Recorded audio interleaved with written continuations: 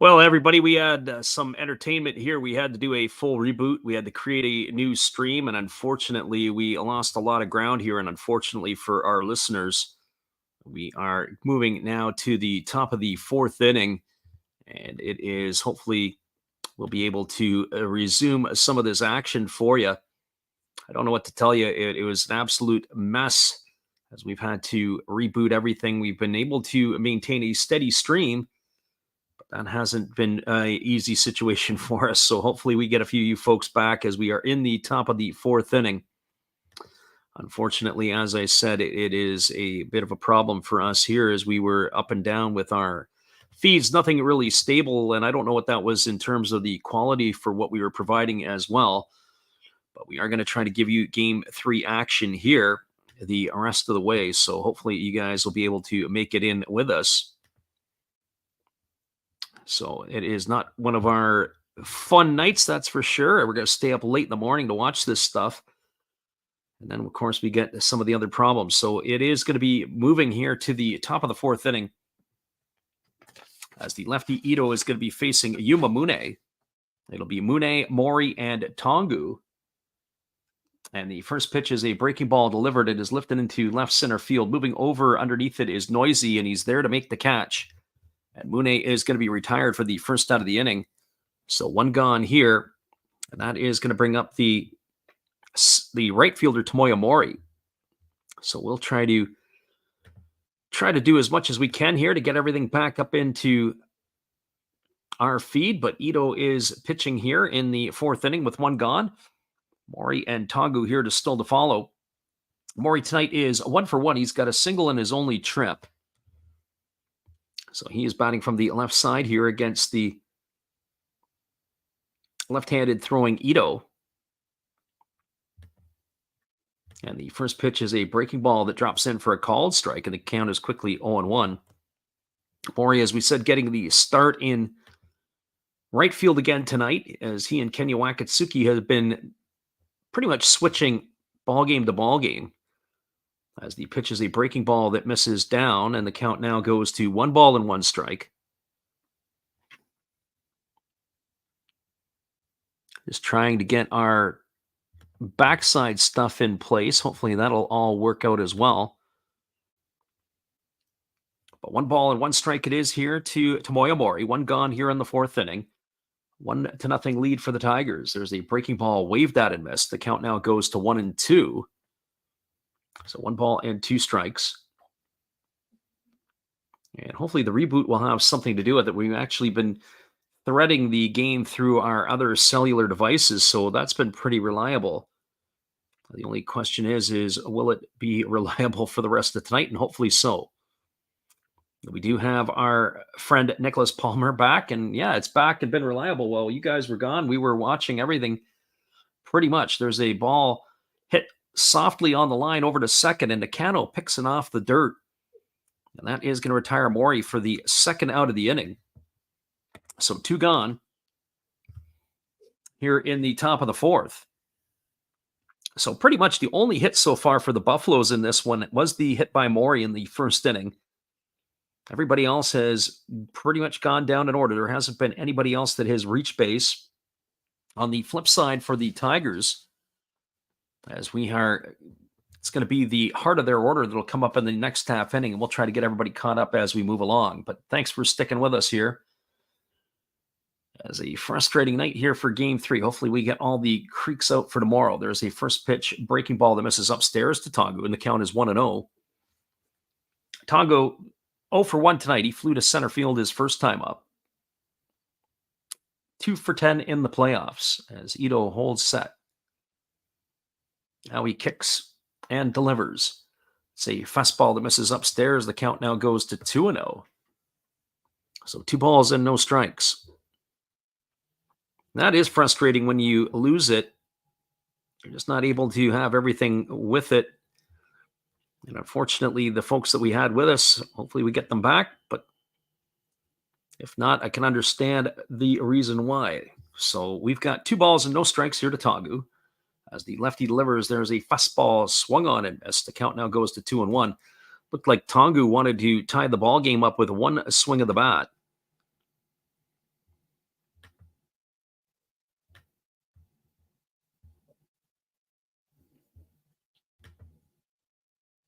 As we said, at least we're getting something reliable now in terms of our own feeds. So hopefully that'll stay with us for the rest of the ball game as well. As the lefty is kicks and delivers, there's a breaking ball that is waved at and missed. Count now goes to 2-2 on Tongu.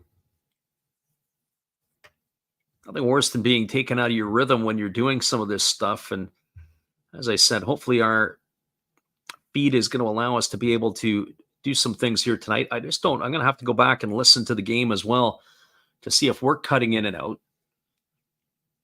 So 2 balls and 2 strikes. Here's the pitch. It is a breaking ball swung on. This ball is hit to deep center field. Moving back onto the warning track, looking up, and this one is gone. A home run. Yuma Tongu has hit a solo shot to tie the ball game up at 1. That was almost a straightaway center field. As he makes the trip around the bases, the Pacific League batting champ has evened the score at 1 here in the 4th inning. So we got ourselves a 1-1 ball game, and that's going to bring up the second baseman, Marwin Gonzalez.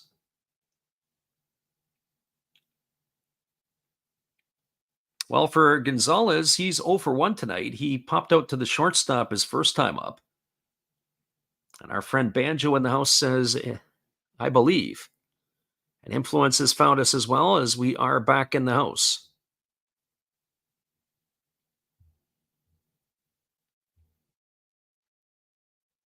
Well, appreciate you guys for jumping back in here with us. As we said, we hopefully got our technical difficulties out of the way. There's a fastball swung on. This is popped up behind second base. Drifting back on it is the shortstop Kanami. He's there and he makes the catch. And that is going to do it for the 3rd out of the inning, and that will be it. But there's been damage done, as it was Yuma Tongu who hit a solo shot as he homered here in the inning. 1 run, 1 hit, no errors, and nobody left the board. We're moving to the bottom of the 4th inning. We're all locked up at 1s. It'll be the heart of the order coming up when we return. Hang tight, everybody. Appreciate you being with us and your patience indeed on the Last Drops Baseball YouTube channel. We'll be right back in just a few.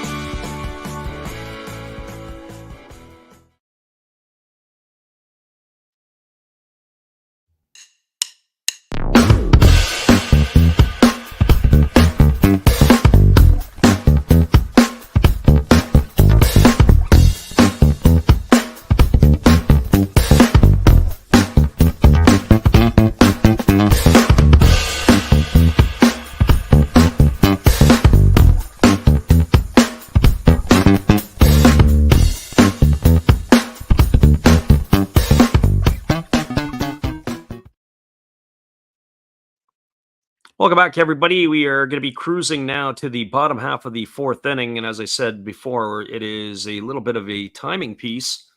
I also wonder, too, if YouTube is also having some challenges. We were doing some stuff earlier today on the back end of YouTube, and things were kind of locking up a little bit at their end. But I don't know if it's just us or if it was whatever else, because once we've gone to the channel, or at least the channel that we use, and it looks like it is now finally we're in good shape. But boy, oh boy, we had a little bit of a problem there for sure in terms of our own stuff. But I think we're going to be okay from here on out. And hopefully that'll allow us to be able to bring you the rest of this ball game. So Yuma Tongu is the hero so far for the Buffaloes as he hit that home run to tie the ball game. And it is going to be Oyama, Sato, and Noisy to come to bat here in the bottom of the 4th inning. The first pitch is delivered. It is a fastball taken for a called strike, and the count is quickly 0-1 to Oyama. We're just getting ourselves caught up on the back end as well. As we not only did a full reboot, we did a full shutdown of everything else. There's a breaking ball that misses down, and the count goes to 1-1. So 1 ball and 1 strike. They still have not had announced the starting pitchers for tomorrow's ball game. Sometimes they do that a little bit later in the affair here, but we'll see how that happens. Here's the 1-1 pitch. There's a slow breaking ball that misses way upstairs. The count now goes to 2-1. 43 pitches through the first 3 innings for Azuma tonight. He's been fairly economical in his work, and he almost got himself out of that jam without giving up the run in the second. There's a fastball that misses down, and the count now goes to 3-1 on Oyama.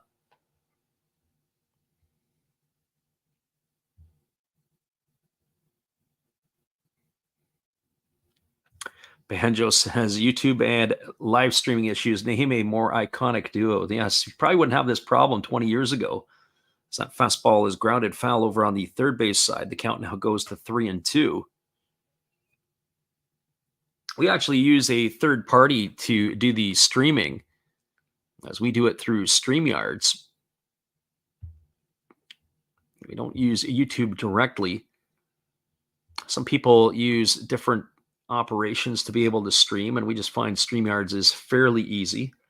There's a breaking ball taken for a called third strike. Oh, Oyama stood there like the house by the side of the road. He watched it go by for out number 1. That's going to bring up the third baseman, Teraki Sato. Also curious tonight to see if they're going to have what we like to call the Japanese halftime, which in the Pacific League, it's an extended break. I would assume at the Koshin, they would take a break as well with the all-dirt infield. I think they're going to come out and groom some of the infield as well. We'll see how that works. So Sato batting here. He is officially 0 for 1 tonight. He takes a very slow breaking ball over for a called strike, and the count is 0-1. Sato struck out his first time up, 4 for 21 in the Japan series.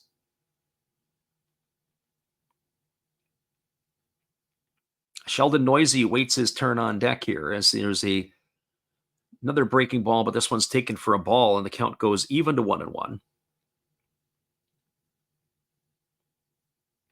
Right-hander against the left-hander. Azuma kicks and delivers. There's a fastball that runs up and in on Sato, and the count now goes to 2-1. So 2 balls and a strike.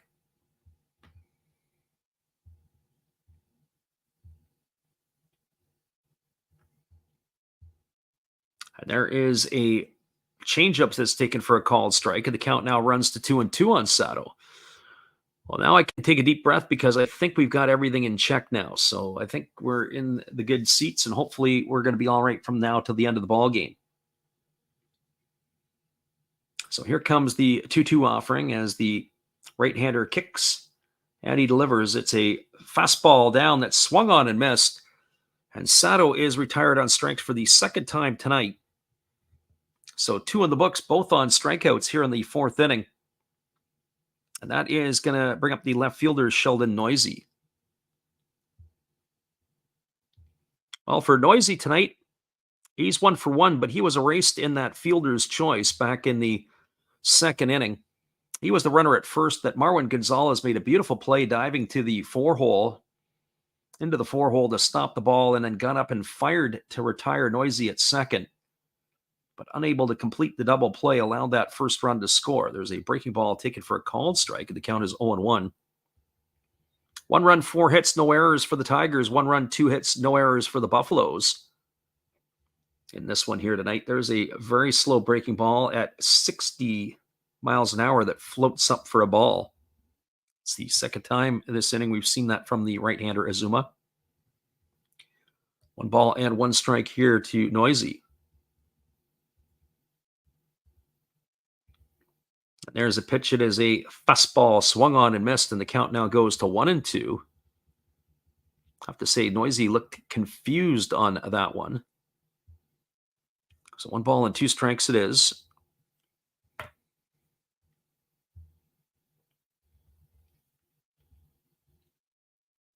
Right-hander ready to go again. Waste no time. Fastball delivered. Lifted into right field. Coming in on it is Maury, and he makes the catch. And that is going to do it. Noisy gone for the third out of the inning. And the Tigers go in order. That is 5 in a row retired. 7 in a row unconventionally here by Azuma. No runs in the inning. No hits, no errors. Nobody left the board. Hang with us, everybody. It looks like we are all sorted out. We'll be back here in just a couple moments. And hopefully it'll continue to be all good for us running to the end. We'll be right back in just a few.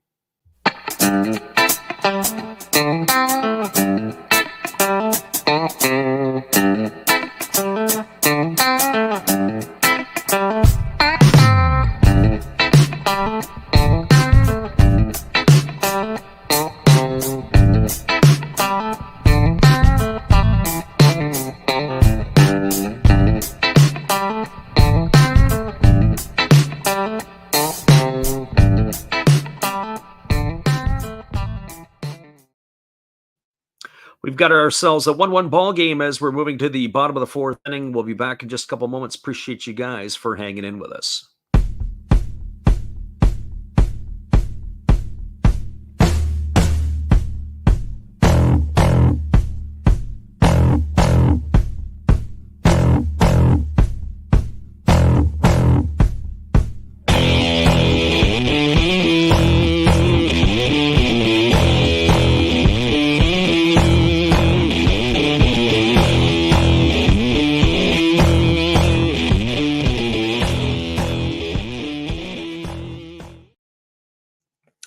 Welcome back to everybody. It is going to be the 7, 8, and 9 hitters to come to bat for the Tigers in their half of the inning. As we said, we're just getting ourselves reacquainted and caught back up with some of the scoring here at this end. As we had, as we said, lost our feed, lost our stream, and lost our mind for a little bit here as we are now moving to the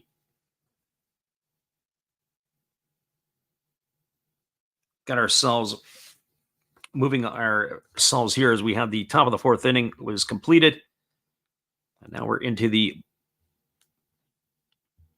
where we're at with this group here. So we're just trying to get ourselves all back into our wheelhouse as the top of the fifth inning is about ready to come. It is Kentaro Kobayashi here at the plate. And it is going to be Kobayashi, Wakatsuki, and Haruki. First pitch breaking ball misses upstairs for ball, and the count is 1-0.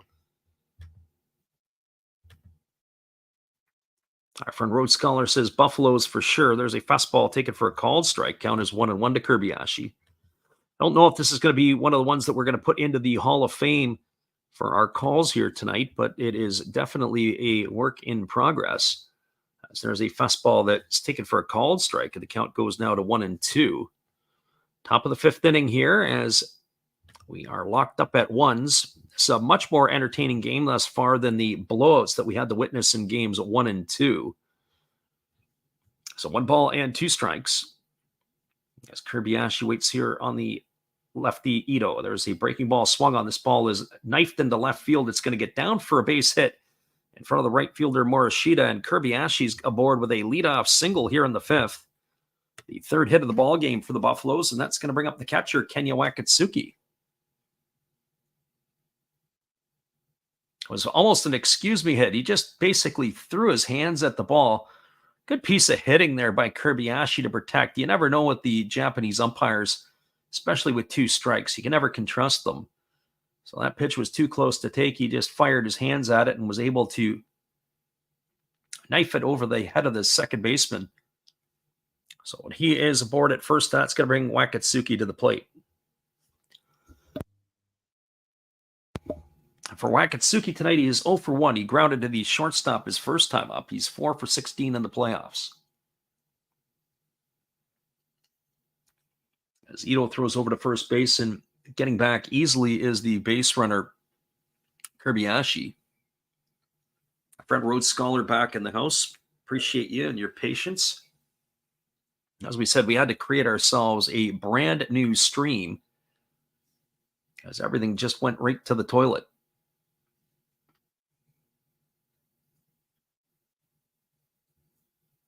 The lefty Ito works himself to the set position as he checks the runner at first. Here comes the offering. Fastball misses upstairs for a ball, and the count now is 1-0 to Wakatsuki. Only 56 pitches through the 4 innings for Ito. Both of the starters tonight have been fairly efficient in their line of work.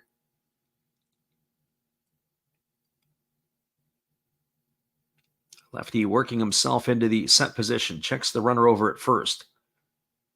Kobayashi can run, but he's not a real threat to run. There's a fastball that misses upstairs. Athletic shortstop, but doesn't particularly steal bases.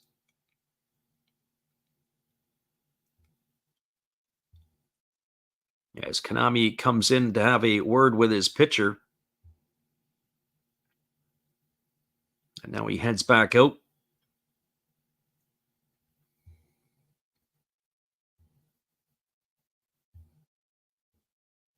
So 2 balls and no strikes. As the lefty Ito works himself again to the set. Keeping an eye on the runner at first.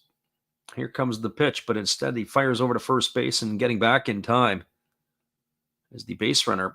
I was talking to one of our friends on our channel, of course, Eric Fox was talking with us, and we were picking up how to read left-handed pitchers. One of the things we like to teach is when you see the ball past the face of the lefty, he's got no choice but to go in one direction, and that would be to the plate. Here comes the pitch. It is a fastball swung on. It is grounded up the middle past the diving Nakano at second into center field. And going all the way around to third is Kobayashi on the single by Wakatsuki. Good piece of hitting by him and good piece of base running as Kobayashi able to go first to third. That's going to bring up the left fielder, Taishi Haruka. I'll tell you a little bit more about the story with Eric. While Haruka comes to the plate, he was 2 for 4 in the ball game in game 2 of the series. He's struck out this evening, so he's 3 for 8 in the playoffs. We do have a conference on the mound, but it's not including the pitching coach. It's the rest of the infield talking to Ito how they're going to play out this situation. Kobayashi at third, Wakatsuki at first. And we're going to see if the Buffaloes are thinking of bunting. They're not a team that bunts as maybe much as some of the other teams do. Certainly they have the bats that can swing it. But Haruki here in the 8th spot. We'll see what they have in mind here with him. Former Yomiuri Giant here at the plate. As Ito works to the set position. Here comes the pitch. There's a breaking ball that misses way upstairs. The count is 1-0. Our friend Titus in the house tonight. He says he's watching the game. Well, we welcome you for being here and listening to us, Titus. It was a bit of a slogfest for us tonight. Lost our feed, lost our mind, lost everything. But now it looks like everything is back in the saddle. So hopefully we'll be smooth sailing from here on out. As the left-hander holds himself to the set position, and now he kicks and delivers. There's a breaking ball swung on it. It's chopped up the middle. Kanami fields it over to Nakano for one. Back to first, not in time. It's going to be an RBI. It's going to be a fielder's choice. It's going to erase Wakatsuki at second. He's gone 6-4. Kobayashi scores the go-ahead run. It's now 2-1 for the Buffaloes. An RBI for Haruka on the fielder's choice, and that's going to bring up the pitcher, Kohei Azuma.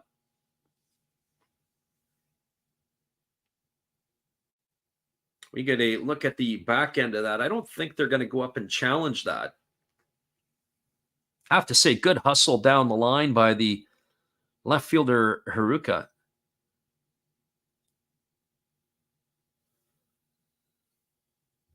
As he was safe at first on the back end. So Azuma gets his sign, and we now have a 2-1 lead for the Buffaloes. Influence is pretty happy about that as he is fist pumping for the Oryx Ball Club.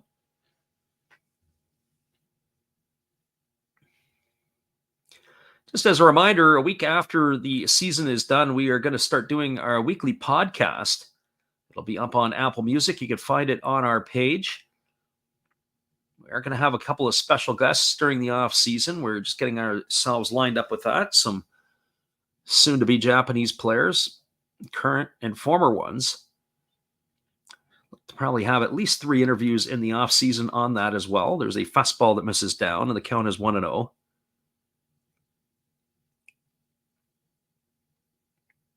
We might even sneak a Toronto Blue Jay in the mix as well in this farmhand. Even though it is not the Japanese, we'll squeak something in along those lines, maybe as an extra. Looks like it was a crash sequence there, as Azuma had thought to bunt both Sato and Oyama racing in. So when I see that situation here, that looks like they're going to try to shoot for the runner at second base. So we'll see what Azuma does here. 1 ball and no strikes. Lefty Ito works himself to the set position. He's already scoring the bunt as Azuma. Here's the pitch. He gets it down. The pitcher fields it. Ito. He goes to second. The ball is in the dirt, and it gets past the shortstop Kanami into center field. That's going to be an error on the pitcher. So E1, Azuma is going to be safe at first. Haruka is going to be safe at second. And if you're the shortstop Kanami, shortstops have to field balls. He's got to do better than that to be able to keep the ball in front of him. So if you're a Tiger fan, you're going to be lamenting that one. It was a short hop, and he was unable to pick it out of the dirt. Now, mind you, that ball was thrown into the runner. So the Tiger fans are beside themselves right now, as that puts runners at first and second with 1 gone. And that's going to bring up the top of the order in Kai Nakagawa. But before that happens, the pitching coach, Ando, has come up to the mound to have a word with his pitcher. So Nakagawa 0 for 2 tonight. He's grounded to second and grounded to short his 2 trips to the plate. So Haruka is the runner at second, Azuma the runner at first. And Nakagawa striding to the plate here with 1 gone in the 5th inning.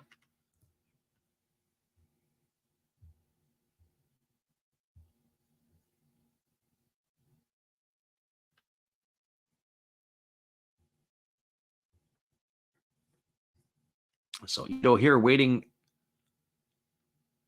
Not sure what he's waiting on specifically here. He's got, it looks like that they are waiting on the pitcher Azuma. They're bringing him out a jacket, so he's got something to run. A little bit old school. You used to see that, of course, in Major League Baseball. When the pitchers used to play and they used to bat and they used to run, they'd get the jacket. Well, he can't get the jacket on because his batting gloves are on.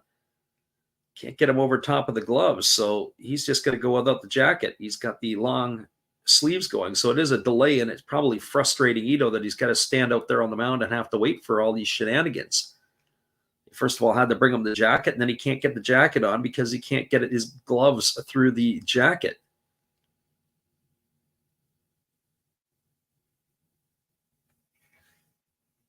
As we still wait here, so the jacket is no more. It's been taken away. So here we go, ready to go back to the action. 2-1 Buffaloes. Runner at second, Haruka. Runner at first, the pitcher Azuma. Nakagawa at the plate here with 1 gone, as Ito gets the sign from his catcher Sakamoto. He works himself to the set position. He checks the runner, and now he kicks and delivers. It's a breaking ball swung on. It is popped up in foul territory, but it's going to drift into the seats. It's going to run the count to 0-1 here to Nakagawa.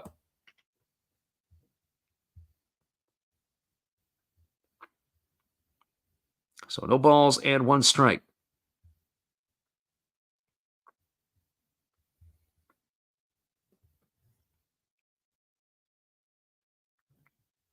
Turning point in the ball game here in the 5th inning, as the Tigers had jumped out to a 1-0 lead, but it has been a home run by Tongu, and now another run here on the 5th inning. An RBI fielder's choice by Haruka that has brought in Kobayashi to give the Buffaloes a 2-1 lead. Here's the pitch. Fastball swung on, popped up behind home plate. Giving chase is Sakamoto, but he's going to watch it drift into the seats, and that's going to run the count now to 0-2.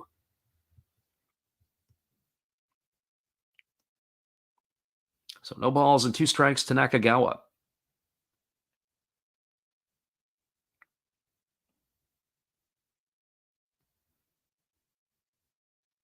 Lefty Ito really does take his time. He got himself a new baseball. He rubs it up, and then he stands behind the rubber, surveys the field as he's ready to go back to work again here to the right-handed hitting Nakagawa. Lefty gets the sign from Sakamoto, and he gets himself set at the belt. And he raises to his chest. Checks the runner at second, and here's the pitch. Fastball that just misses outside, and the count now goes to 1-2 on Nakagawa. They kind of show his hot zones and his cold zones. That's kind of something neat that we haven't really seen a lot of. Nakagawa is good really in the middle and upper middle, but he really struggles down in the zone.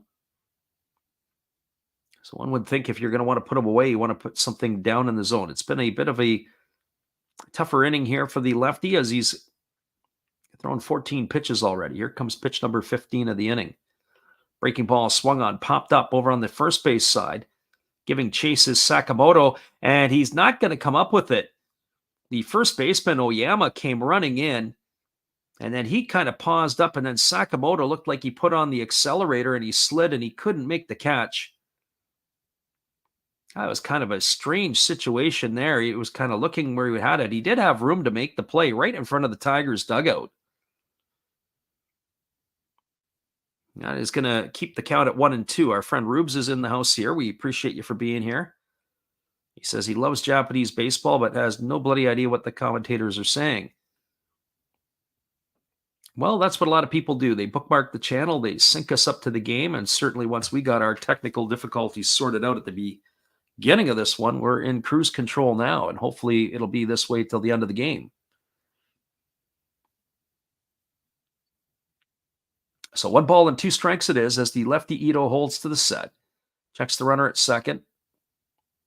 And now he kicks and delivers. It's a fastball swung on. This ball's popped up into shallow right field. Moving back on it is Nakano. Coming in on it, Morishita. They almost collided. Nakano makes the catch. Oh, the Tigers have got to get them sorted out there. That was a really dangerous play. Nakano makes the catch for out number 2. He and Morishita have a little bit of discussion after that one's done, but boy, oh boy, you'd hate to see something like that. Nakano is calling for it all the way. I know it is the right fielder's ball. They've got to do a little bit better job in their communication. So 2 gone here, and Yuma Mune coming to the plate. Mune 0 for 2 in this one. He has flown out to left field both the times he's come to the plate. 6 for 25 in the playoffs. No homers and 1 RBI as the lefty Ito is taking forever, and now Yuma Mune has asked for time. Alexander Leggett says he's in time for the second half. You were almost in time for nothing, Alexander, because we had to shut down the feed and reboot. It looks like we are in business now for the rest of this one. So here comes the offering to Mune. The first pitch is a fastball. Take it for a called strike, and the count is quickly 0-1. So no balls and 1 strike to Mune. Mune to be followed by Tamori Mori should he find a way on base. 2-1 Buffalo lead here, top of the 5th inning. Mune waggling the bat, waiting here on the offering from the lefty Ito. Ito kicks and fires. It's a fastball swung on and missed. The count now goes to 0-2 on Mune.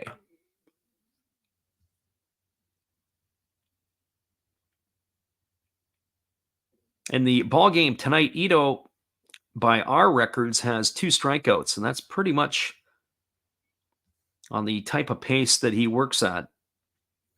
But this would be a huge spot right here if he could be able to add Mune to his ledger here tonight. No balls and 2 strikes.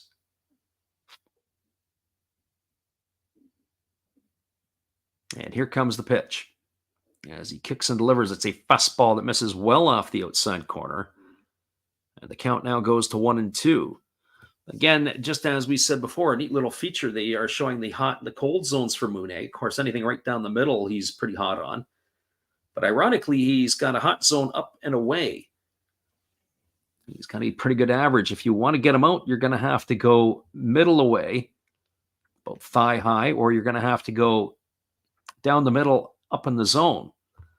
As both of those averages are 176 and below.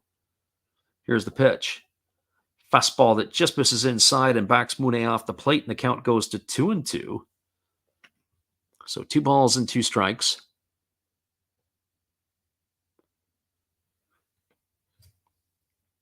Once again, appreciate everybody for jumping back in with us tonight. If you're new here, don't forget to hit that subscribe button, as we will be back on the airwaves again tomorrow and on Thursday. And hopefully everything, with our fingers crossed, will go according to plan. So 2 balls and 2 strikes to Mune. As the lefty Ito checks the runner over at second, but now he steps off the backside of the rubber. A little bit of cat and mouse going on here between the pitcher and the hitter.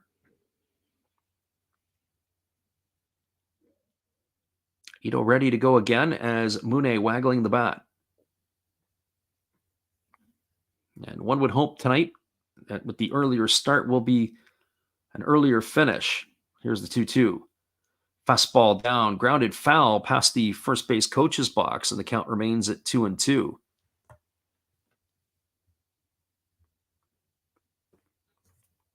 So 2 balls and 2 strikes to Mune.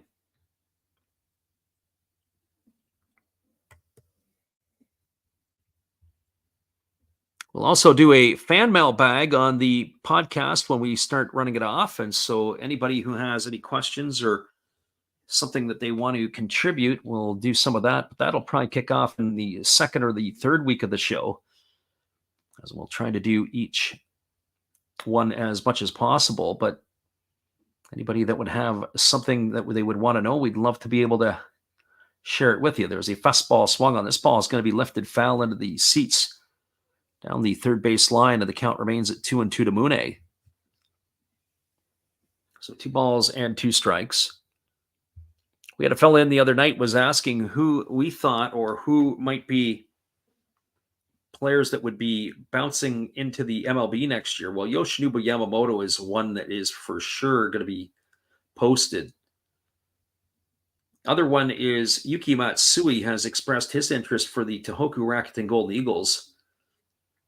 Now, whether or not Major League Baseball has a fancy for him or not, I think they could find room for a left-handed pitcher. He was a closer in the NPB. I don't know if he'd close in the MLB. Here's the 2-2 pitch.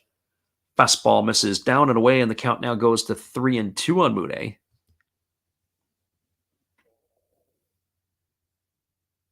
They also say the pitcher for the reliever for the Fighters has some serious interest as well. I believe that's Uehara,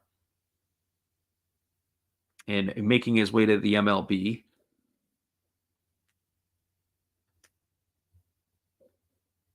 So 3 balls and 2 strikes as we wait here on the offering from the lefty Ito.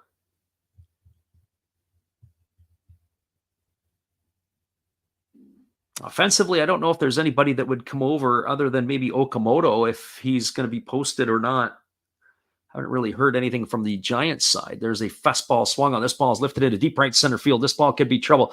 Giving chase is Chikamoto. The ball is going to get down. 1 run is in. Here comes the throw in. Cruising into second is Mune, and the other run is going to cross the plate. A 2-run double off the bat of the third baseman, Mune, and that is going to increase the lead to 4-1. And that is going to be a 2-run double here by Mune. Our friend Hools23 asked the question about where he is streaming from. He is streaming from Japan. That's where he lives. He watches the games and streams and listens in to us. So he is a double there for Mune. It cashes in Haruka and Azuma It is now a 4-1 Buffalo lead here in the top of the 5th inning.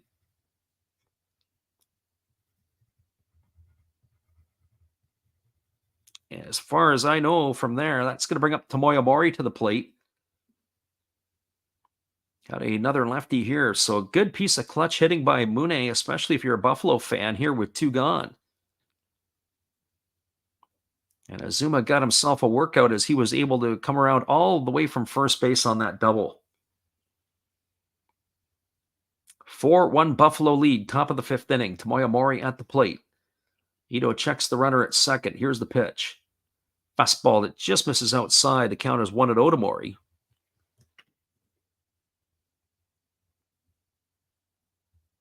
Buffalo is padding their lead here in the inning.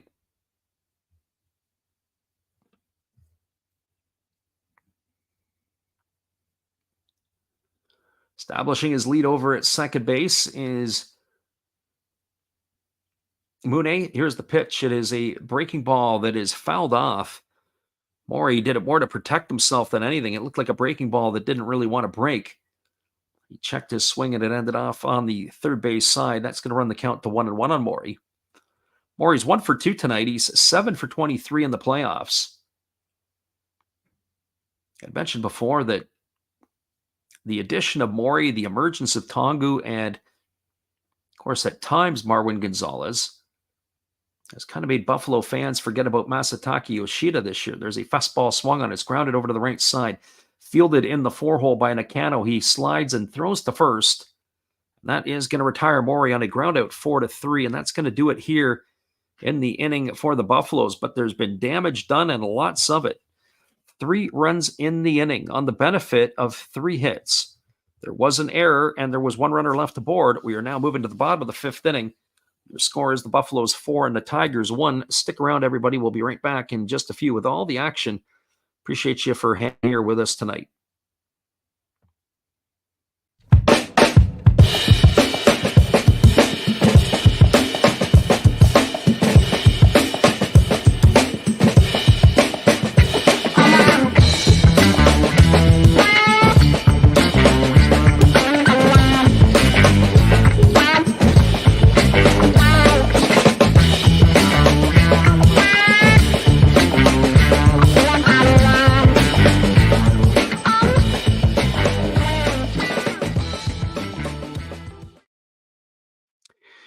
Ourselves a 4-1 ball game as the Buffaloes have put on some runs here. We'll be back in just a few. We appreciate you guys for being with us. Hang tight. We'll be right back.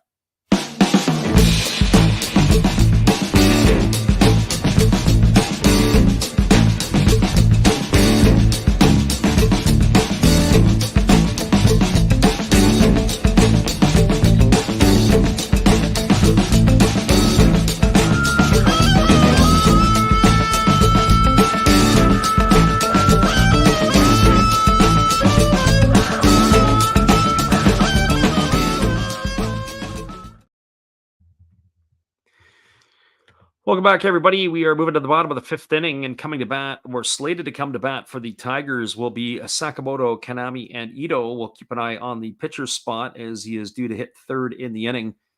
It was a 3-run uprising in the 5th as Kobayashi singled, Wakatsuki singled. Haruka drove home Kobayashi on a fielder's choice. And then it was Kohei Uzuma squaring to bunt. And the pitcher, Ito, made the error throwing the ball into center field.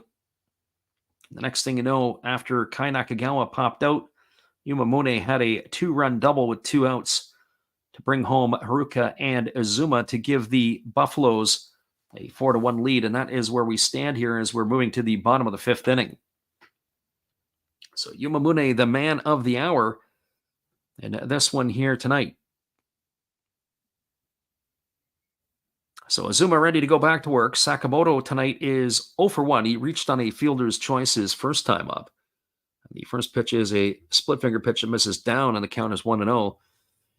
Never took a look, but I wonder what the over-under was for the first 5 innings.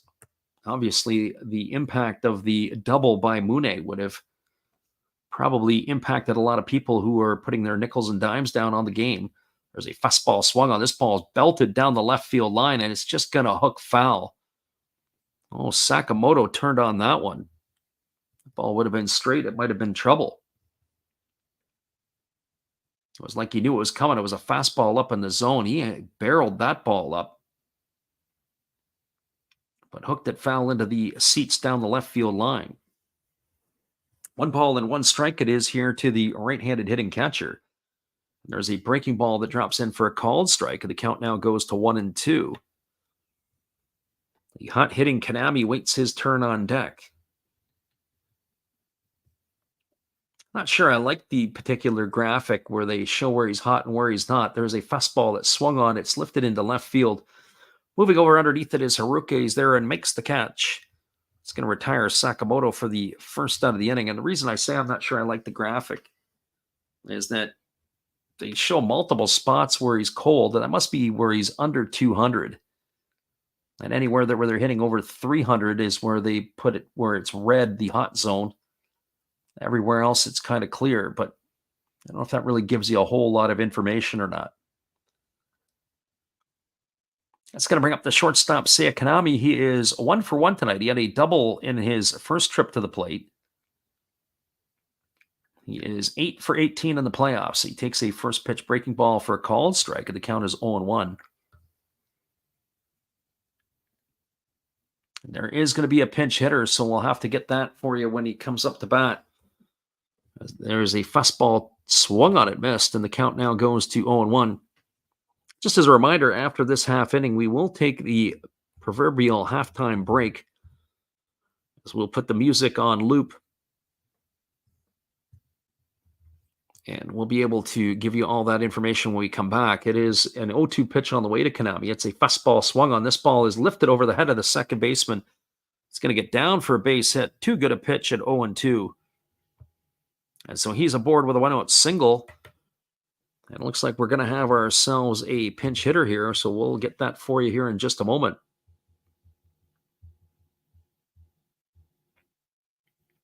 As that means it's going to be the end of the night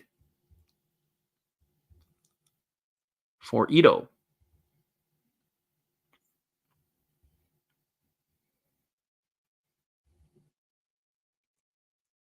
So it looks like on our roster, it'll be number 25 coming to hit. We're just looking to see who that is in the game sheet. It might be Watanabe. That's what it looks like, but we'll have to get a confirmation on that in just a moment. Here comes the first pitch. Fastball down in the dirt. Count is quickly 1-0. Looks like Rio Watanabe, but I don't see them on the one roster that we're looking at, so we'll have to go and take a quick peek back on the other side. If it is Watanabe, he was the pinch hitter, or he was the designated hitter in game 1 of the series. And that's exactly who it is, Rio Watanabe, the former Hokkaido Nippon Ham fighter. So 1 ball and no strikes. As the right-hander kicks and delivers, it's a split-finger pitch that misses down. It's now 2-0 to Watanabe. Regular season, Watanabe was batted 177. He had a part-time role. He had a couple of homers and 10 RBIs. He only had 79 at-bats.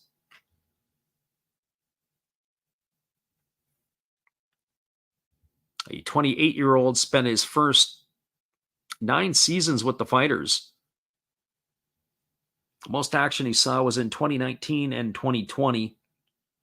He was pretty much an everyday player, but his playing time had diminished, and he found himself out of the lineup. There's a breaking ball that misses upstairs. It's now 3-0. This isn't exactly what Azuma had in mind here after he got the first out. Now you're going to roll it over to the top of the order. That's never a good thing. The bottom part of the order is getting on. The top part of the order is going to get a chance to bring them home. So runner at first, Kanami with 1 gone here. 3 balls and no strikes to Rio Watanabe. And there's a fastball taken for a called strike, and the count now goes to 3-1. I have to say, the one thing I will give the credit to the Tigers, their lineup is pretty much the same lineup. They just keep rolling the same guys out night after night. There's not a whole lot of deviation here. The manager is going with who he thinks the best is. And there's a fastball swung on. This ball is lifted into deep left field. Moving back on it and making a catch in left center field is Haruka. And racing all the way back to first is Kanami. Boy, Watanabe hit that ball a long way. Nice job by the left fielder, Haruka, to get on his horse to have to go and get it. It's going to retire Watanabe for the second out of the inning. It'll bring up the top of the order in Koji Chikamoto.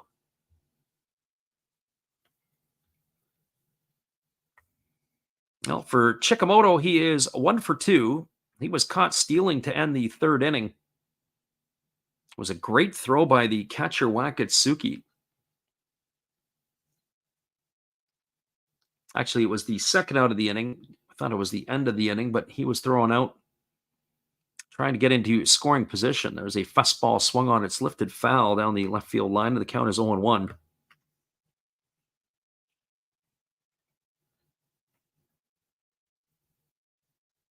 You definitely have to say that the Tigers are getting some production from Kanami that they really probably didn't expect.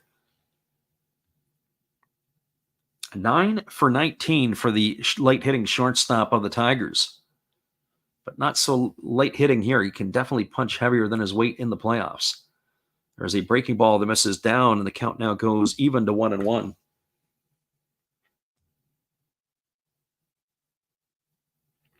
So 1 ball and 1 strike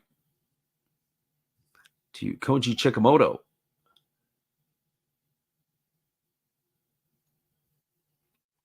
Azuma ready to go again. He leans in and he gets the sign from his catcher Wakatsuki. He checks the runner at first before he comes set. Here comes the 1-1 pitch. As he kicks and delivers, it's a fastball that just misses down, and the count now goes to 2-1 on Chikamoto. Chikamoto, a rather popular player. He played in the industrial leagues before he was signed on by the Tigers. And he's a somewhat local area fella as well. He is more toward Kyoto, if I'm not mistaken. There's a fastball that misses up, and the count is 3-1. When I was in Japan, there were a lot of people in that particular area. I was on an island, and they had Chikamoto signs all over the place. He was a local favorite because he was a local boy. So 3 balls and 1 strike here to the speedy center fielder as the runner Kanami is at first. We'll see if he is in motion. Here comes the 3-1, and Azuma steps off the backside.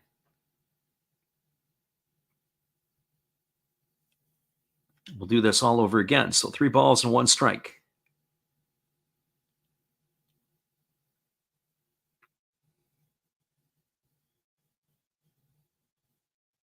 Chikamoto waggling the bat, waiting here on the offering from the right-hander. He delivers a fastball swung on, and it's popped up. It's going to reach the seats behind home plate. 3 balls and 2 strikes to Chikamoto. Interestingly, weather-wise, I didn't get a chance to check the temperature in Osaka. A lot of players are wearing sleeves. The umpires are wearing the plate. The home plate umpire's got his plate jacket on.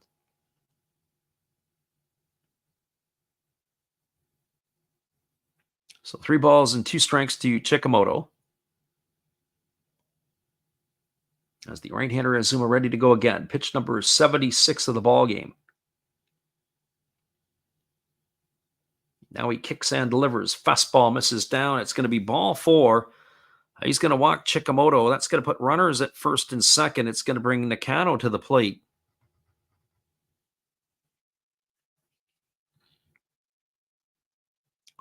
It's going to bring the pitching coach out of the dugout to have a couple of words with his right-hander here. And I would think that Azuma's probably going to come out for the 6th. If there was going to be a change, it would probably be after that. He probably will not see another at-bat again, I would think. Unless, of course, depending on how it goes in the top of the 6th inning, that they may consider making an earlier change. So Ryan is in the house here. We thank you for being here, Ryan. Glad you guys could be here tonight with us. As we said, we had a rocky start to the night. We had to kill our first stream, had to do a complete reboot. Everything has been going fairly well in terms of the reboot for us. So we'll continue to do what we can do, and we'll be back on again tomorrow and on Thursday. So Nakano batting here. Runner at first is Chikamoto. Runner at second is Kanabe. There's two gone. Here in the bottom of the fifth inning, the right-hander working to the set. He checks the runner at second. Now he kicks and fires a fastball taken for a called strike. The count is 0-1. Nakano tonight, as we said, 0 for 2. He has flown out both of his times to the left fielder. Has kept Haruka busy. Once this half inning is done, we'll put the music on to loop. And we will be bouncing out as they do a full cleaning of the field. So they will take an extended break between the fifth and the sixth. There's a fastball swung on, and it's line foul into the seats behind the third base dugout. The count now is 0-2 to Nakano. Game is at the iconic Koshin Stadium in Osaka as the Hanshin Tigers are taking on the crosstown rivals, the Oryx Buffaloes. It's a 4-1 ball game here for the Buffaloes in the bottom of the fifth inning. Right-hander Izuma gets his sign, and Chikamoto waggles the bat. He looks at the runner at second. Now he kicks and delivers a fastball down. A nice block there by Wakatsuki as he keeps that in front of him. 1 ball and 2 strikes it is.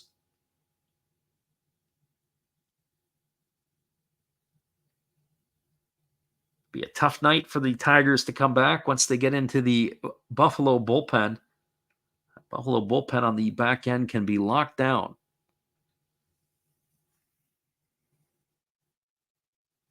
And when you think about it, they've only given up 1 run in the innings that they've worked here in the series. 7 of the runs in this series have been given up by Yoshinobu Yamamoto. The other run was by the bullpen. There's a fastball that misses outside to Nakano.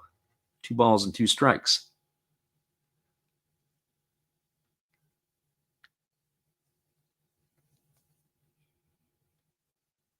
Nakano waggling the bat. He really holds the bat up high.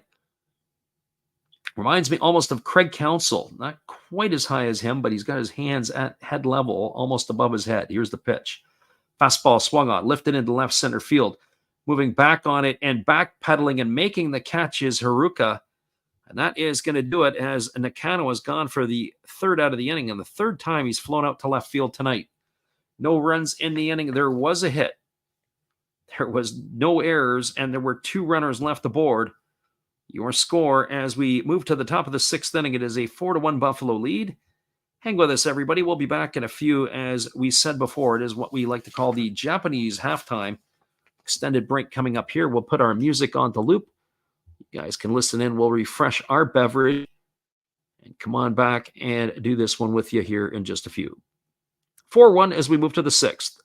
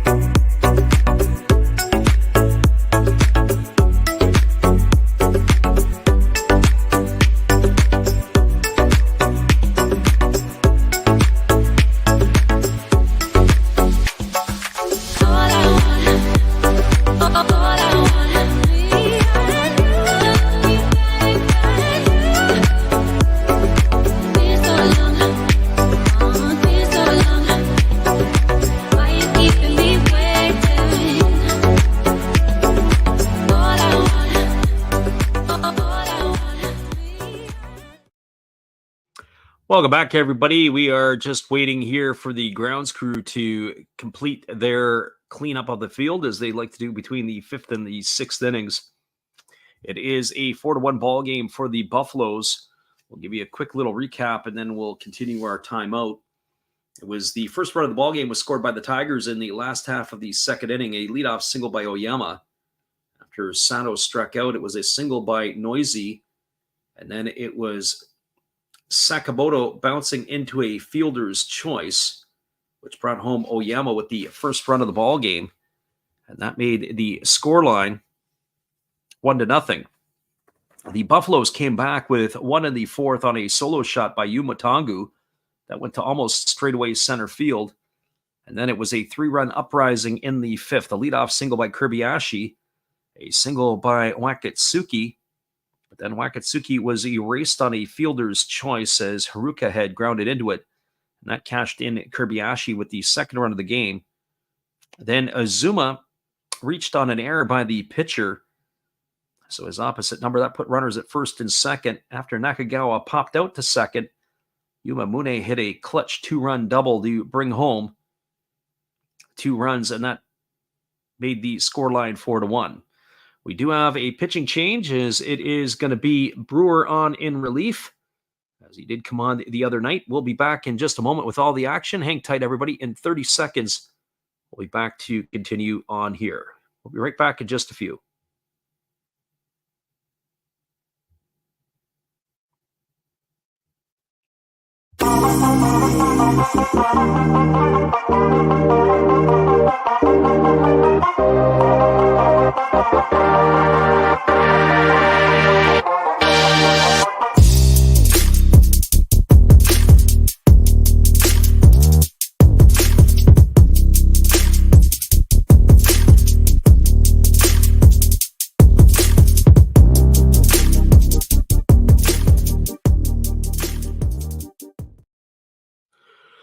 Welcome back, everybody. Colton Brewer on in relief. No wins, 1 loss in the regular season. Worked 11 1/3 innings. Allowed 6 hits. He'd walked 6 and struck out 14. At an ERA of 2.38. The first pitch is a fastball delivered to Tongu. Take it for a called strike. The count is 0-1. Brewer, the hard-throwing right-hander, spent time with the Yankees, the Red Sox, and the Padres. There's a breaking ball that misses down and away, and the count goes to 1-1. So 1 ball and 1 strike. We saw Jeremy Beasley the other night, the other American pitcher, and now it's Brewer's turn, as there's a breaking ball that misses down, and the count now goes to 2-1 on Tongu. I have to say, I am impressed. I haven't seen Beasley, or I hadn't seen much of Beasley, and haven't seen any of Brewer before. But Brewer, in my opinion, he looks all the part here.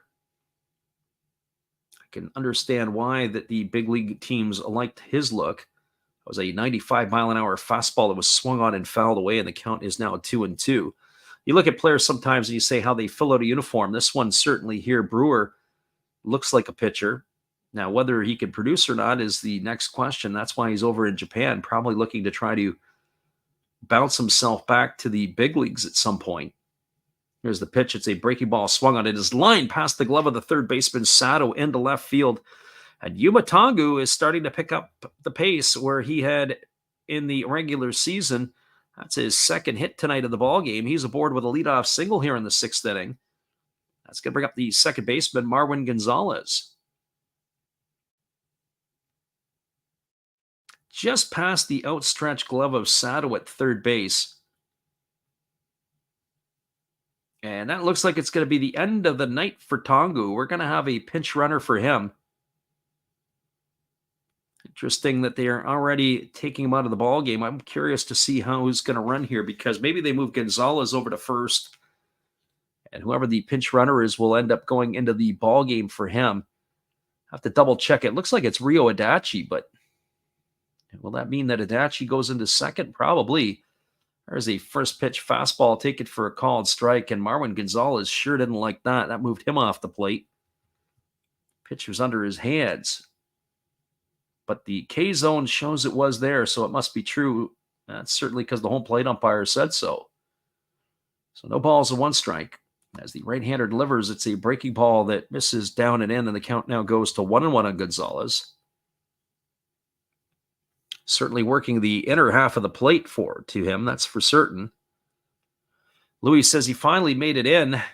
Appreciate you for being here, Louis. We're glad you made it. And our friend God is Great says that it's giving him a heart attack or a stress attack. There's a fastball that misses outside. The count is 2-1.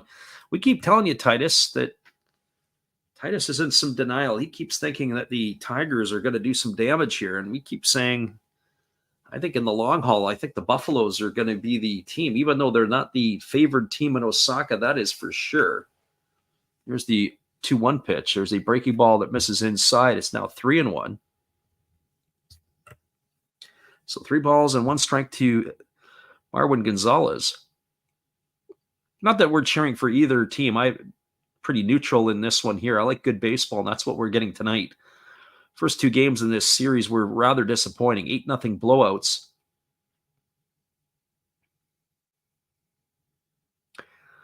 Here's the pitch. It's a fastball taken at the knees for a called strike, and Gonzalez sure didn't like it. This is the most animated I've seen Marwin Gonzalez. That pitch looked like it was a little bit low, but not according to the home plate umpire. He thought that was ball 4. Our friend Ryan says, is there a comparison of these teams to MLB teams? The first game I'm following and looking to get into it next year. I would say, Ryan, as far as I'm concerned, first of all, I'll talk about the caliber of play overall. As the 3-2 is on the way, it's a breaking ball that bounces up to the plate, and Gonzalez gives the umpire a stare down as he turns and goes to first base. He probably didn't like the call earlier before. That's going to be a ball. That's going to be a walk here. The runner for Tongu advances to second. Not as Great said if his wife knew, she'd kill him. Well, that's probably why you're wanting the Tigers to win, but maybe you got to talk to us a little bit sooner on that when we could have talked you out of it. And by the way, the runner at first base, or the runner who came on for Tongu, was Ryo Adachi, and we'd expect him to come in. Now, Kotaro Kobayashi at the plate. Kobayashi already squaring to bunt here with runners at first and second. And now Brewer steps off the backside of the rubber and watches the runner Adachi back to second base. As we said to Ryan there, we'll try to get you a little bit of that. Road Scholar says that's why they call it gambling. Remember, there's 2 types of gamblers. There's losers and liars. So our friend Shotgun Shell said that to us before. There's a fastball swung or bunted down the first baseline, fielded by the pitcher Brewer, and he applies the tag. Nice play there by the pitcher, not taking a chance for it to go foul.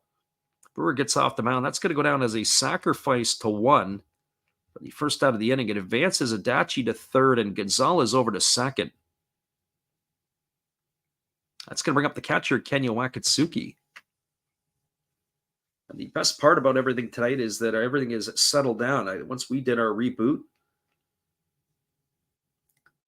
it's been pretty good. Our iced tea is cold, and Wakatsuki's at the plate, who is 1 for 2 tonight. 6 for 17 in the playoffs. And the infield is in, the outfield is shallow. So they're going to be looking for a play at the plate. I'd like to say they are in on the grass, but not at this stadium. They are even with the bags, maybe a step or so ahead. There's a breaking ball that misses outside, and the count is 1-0 to Wakatsuki. If Brewer could use a strikeout, this would be it right here. He could really use to cash in one here on Wakatsuki. Keep your eyes peeled for a potential squeeze situation. I can see Nakajima pulling something off here with Wakatsuki. As he's waggling the bat, here comes the 1-0 pitch. It's a fastball taken for a called strike, and the count's even at 1-1. So Ryan asked the question earlier, is there a comparison to these teams, to MLB teams? Well, first of all, the caliber of play it's a different style of game. It's what we used to see back in the 70s and 80s, where there was a lot of bunting in Major League Baseball, hit and runs, a lot of stealing. The domestic players are not getting the home runs from there, Ryan. Here's the one pitch. There's a fastball swung, and this ball is left into left field, racing over and making the catch is Noisy, tagging at third and heading home, and scoring the run is going to be Adachi. That's going to be a sacrifice fly by Wakatsuki. That's going to get the job, and it's going to increase the score line to 5-1. It's going to hold Gonzalez over at second. The Buffaloes, flexing their muscles here in the sixth inning, have now extended their lead to 4 runs with a 5-1 lead here.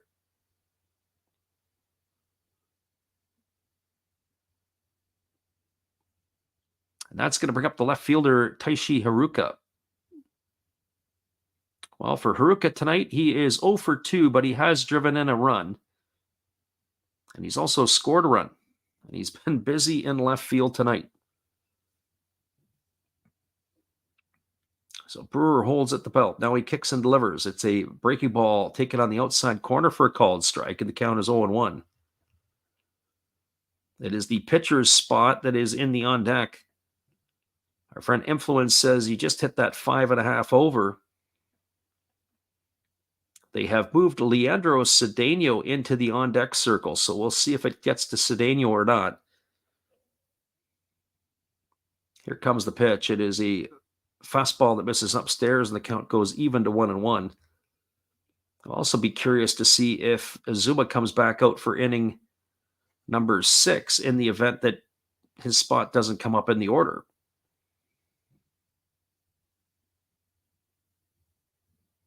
So 1 ball and 1 strike as Brewer now works to the set. Here's the pitch. Fastball swung on, breaks the bat of Haruka. It's lifted into center field.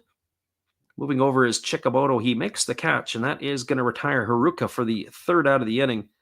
And that is going to do it. We'll have to take a look to see if we're going to have a pitching change or if it is going to be the return of Azuma. 1 run in the inning on the benefit of 1 hit. No errors, and there was 1 runner left aboard. We are now moving to the bottom of the 6th inning. It is a 5-1 lead for the Buffaloes. We'll be back in just a few. Appreciate you guys for being with us and patience with us tonight. We'll be right back in just a few.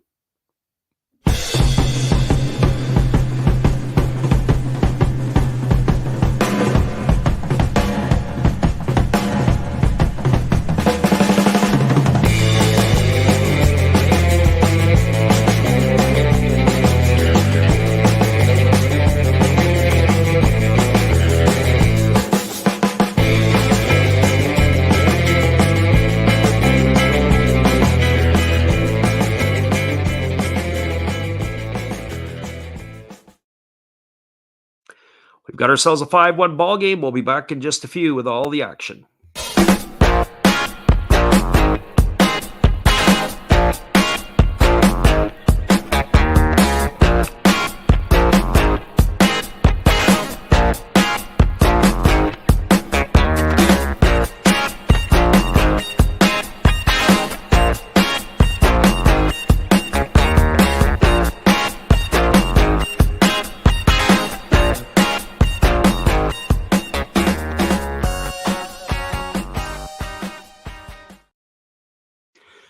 Welcome back, everybody. This is the part of the game that I enjoy most is, are they going to use a new pitcher in the inning, or are they going to allow Azuma to come back out? Obviously, it's his spot in the batting order that's coming up next, and they've already tipped their hand that they would have a pinch hitter. So the question is are they going to use 4 out of the pen, or will they let Azuma do the work and then turn it over for the final 3 innings to the bullpen?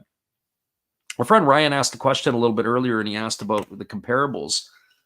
And so I was saying about the Japanese league, a lot of people would say that the Japanese league is the equivalent of AAA. I'm not sure I would even go as far as to say that at times. Certain teams, yes, for sure. Probably these teams at least. But as far as everybody being AAA, certainly the Chinichi Dragons, some of the others, I would challenge that. There is going to be a pitching change. It's going to be Atsuya Kagita coming on in relief, as he is going to replace Azuma. So Azuma's night is done. And Kagita making his latest appearance here.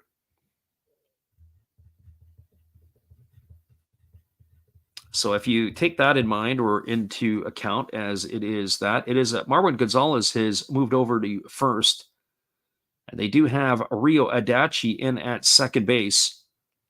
So those are your defensive changes. So Adachi had come in to run for Tongu, and then he slid over into the second base position. Gonzalez gets his first baseman's trapper, and he's at first. First pitch from Kagita is a fastball delivered to Morishita that misses down and away for a ball. 1 ball and no strikes. Morishita, Oyama, and Sato here to bat in the 6th inning. As Kagita rocks into the windup and delivers.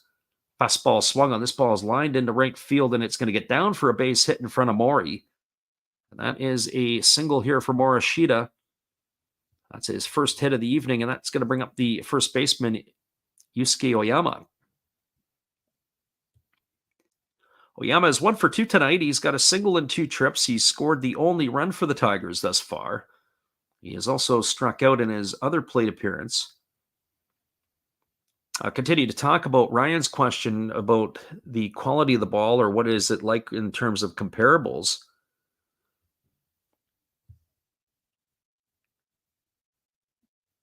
And Alexander Leggett says, can the Bros tie it up? I'm not so sure. I guess we're going to have to just wait and see here. Well, I would say this, that the comparable, we were talking about how it's AAA caliber. There's a breaking ball that misses down, and the count is 1-0. When you think of Major League Baseball, there is no limit on it, the amount of imports that can play. Pitching staffs, defensively, whatever it might be. In the Japanese league, you're only allowed 3 imports in a game at one time and 4 on a game sheet. And that makes a huge difference, because when you think of teams like the Chicago White Sox, who can roll pretty much 6 or 7 offensive starters out that are non-American, as that breaking ball misses down to Oyama. Now time has been called as Wakatsuki makes his way to the mound.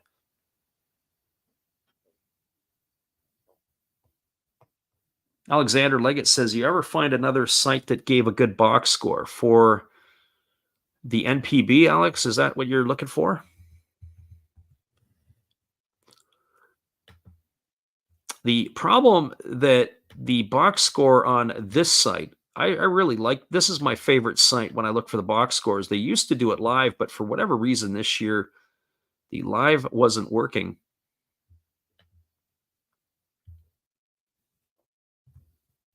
But this is the website that we would use. There's a fastball swung on it, is grounded over to third. Mune knocks it down, picks it up, and throws to second. And it's going to retire Morishita on a fielder's choice. That's going to go in the books as 5-4. Mune with a spectacular play to recover the ball that he had to knock down. A hard hit ball by Oyama. He dropped to a knee, kept it in front of him, picked it up, and then fired from his knees to retire the runner at second. So fielder's choice for Oyama. That brings up Teruaki Sato to the plate. So just a couple of more thoughts on it, Ryan. So when you have the import players and you can bring in a pile of guys, it makes it obviously better. But to the credit of the Japanese, they're trying to develop their own players. So you don't want to fill up your league with a bunch of foreigners. And then you've got nothing for your home crowd in which to follow and develop. There's a fastball swung on. It's grounded foul down the first baseline. Just past the first base coach's box. The count is 1-1 to Sato. Now, for some of the people that are listening, obviously they know we have regulars in the stream, but I was in Japan for 3 weeks, got a chance to get to 9 ball games at the end of August and early September. And certainly the part that I would be watching is you just see some of the players are just not as big, they're not as strong, and they're not as naturally talented as, say, the Latin players or everybody else. There's a fastball swung on, is lifted into center field. Coming in on it is Nakagawa, and he makes the catch. It's going to retire Sato for the second out of the inning, and it's not a knock. It's just physical size of the athlete. When you look at some players like Sato or some of the others, it is pretty good. You look at Sato, you think of Otani, you think of Okamoto, you think of Murakami, some pretty physical players, but I don't know how a 5'7" Takuya Kai fits into Major League Baseball as a catcher. So that brings Sheldon Noisy to the plate. Noisy 1 for 2 tonight.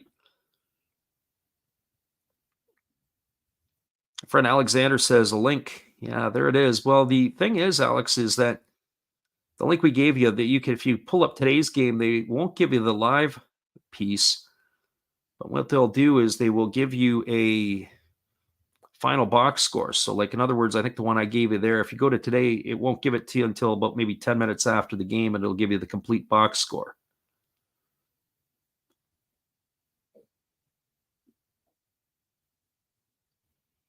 Alexander says the major benefit is to be able to criminally underpay a roster that gets you 100 home runs a year. There's a breaking ball that is lifted into right field. Moving over underneath it is Maury. He's there and makes the catch, and that's going to retire Noisy for the third out of the inning. They had no runs in the inning. They did get a hit to the Tigers, no errors, and one runner left aboard. We're now moving to the top of the seventh inning. The back third of the ball game is coming up. It'll be the 9, 1, and 2 hitters in the order to come to bat. We'll come back and give you our thoughts in just a few. We appreciate you guys for hanging with us here tonight. We'll be right back after this.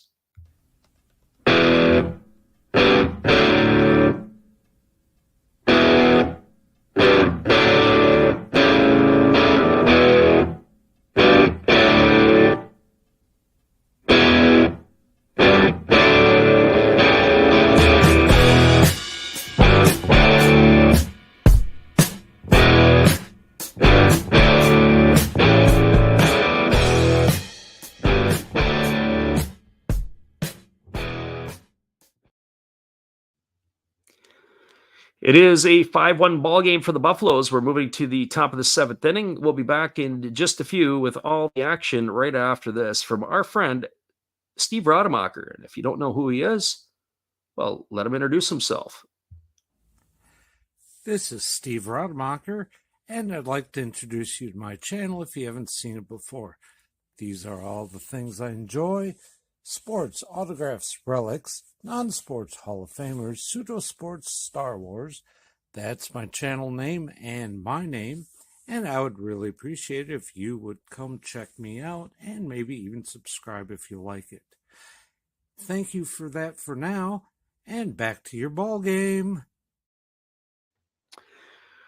Welcome back, everybody. We were kind of talking a little bit here about the types of play in the Japanese league, and of course, the way I would equate the Japanese ball in some ways is how I look at college basketball to the NBA. I think that is a good comparison.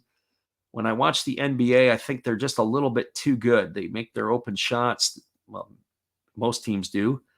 And they are just overall better. Whereas with college, there's still an element of surprise, and they make their mistakes and all kinds of other stuff like that. Well, when you look at Japanese baseball, it makes it all the more exciting. We had that play at second base that wasn't made by Kanami, and the throw earlier by Ito, what didn't happen. And so you get to see where there's errors that are made a little bit more frequently, and maybe plays aren't made because the velocity of the balls being thrown across the infield. You don't see any O'Neill Cruzes in Japan where they're throwing 97 to 100 miles an hour across the infield. But that is what makes the game all that more exciting, because there are chances that a few more mistakes can be made in certain areas because of the strength of the arms or lack of strength. Well, Yuta Iwasawa is on the mound here. Iwasada, he is going to be facing Leandro Cedeno, who is on the pinch hit for the pitcher Kagita. And the first pitch is a breaking ball that drops in for a called strike. 0-1 here to Cedeno. So Cedeno, who appeared at first base in the last ball game, there's a breaking ball waved at him as the count now goes to 0-2. Be interesting to see how they're going to manage Cedeno from here on out, especially on the road here. One would think he's going to slot in the lineup as a more than likely as a player. Cedeno in the last game, he went 1 for 4. As there's a fastball that misses for a ball, and the count is 1-2. Cedeno announced himself into the NPB on quite the stretch. Had a few home runs, had about 8 or 9 home runs in about a 3-week stretch. Originally a training or development player. There's a breaking ball, misses down. The count is 2-2. I would think that he will get a full run out next year in a Buffalo uniform. So 2 balls and 2 strikes. As the lefty Iwasada ready to deliver again. Here's the pitch. Breaking ball swung on, grounded over to third, and it's a fair ball, says the umpire, and that is thrown across the diamond. That is going to be an out. Cedeno didn't even really move out of the batter's box. Boy, oh boy. By the way, not sure what's going on with that one, and we're going to have a look at that again. The other night, there was a play that was butchered by the first base umpire. This one here was grounded down the third baseline. We get a look at it. The third base umpire pointed that it was a fair ball. Looked like it went over the bag. Well, he has the best angle on it, so it must be true. So that's going to bring up the top of the order in Kai Nakagawa. The first pitch to Nakagawa is a fastball that misses upstairs for a ball, and the count is 1-0. This is the third pitcher used tonight, Iwasada. Ready to deliver here to the right-handed hitting Nakagawa. There's a fastball swung on and lifted foul down the right field line, and the count goes even to 1-1.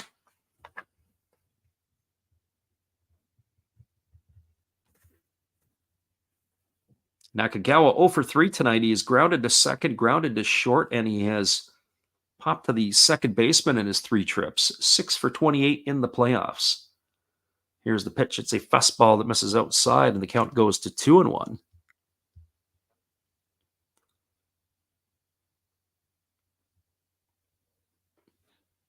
Our friend Road Scholar says the talk of player size reminds me of the 60s when the Yomiuri Giant pitcher Shohei Baba went on to become a legendary wrestler. The Giant Baba.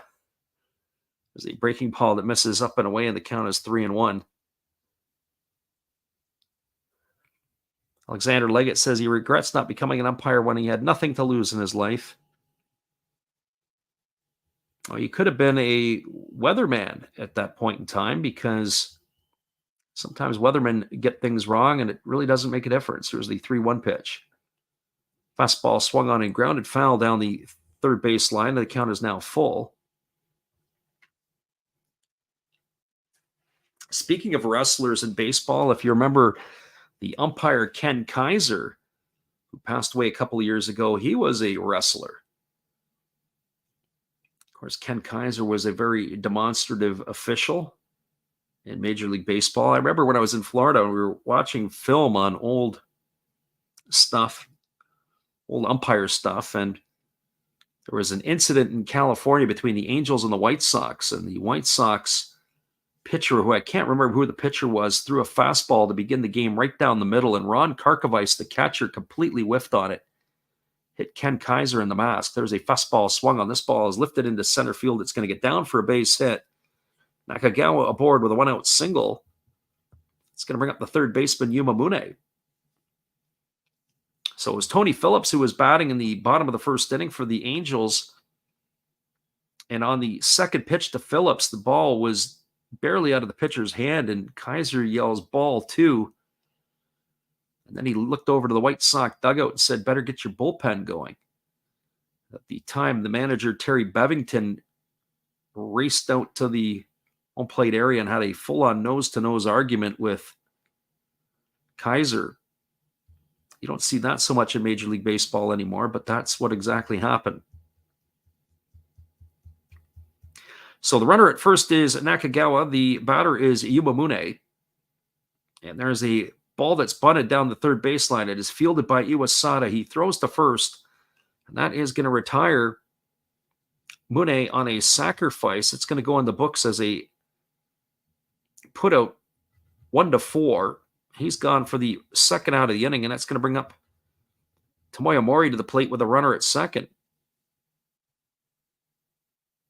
Rhodes Scholar says he had no idea that Ken Kaiser wrestled. Do I know where or when? I'd have to do a little research on it. I got a couple of friends of mine who are big wrestling buffs who would be able to give you that information. If I remember correctly, it would have been back in the 70s. And as a matter of fact, he may have been officiating while he was wrestling. It was his winter side gig. But I think, if I remember correctly, he would wear a mask. He was one of those guys that had the Mexican style mask that he would wrestle with, so people wouldn't know who it was. But I'll have to confirm that for you as well. There's a first pitch fastball that misses inside, and the count is 1-0 to Maury. But yeah, Ken Kaiser was a wrestler.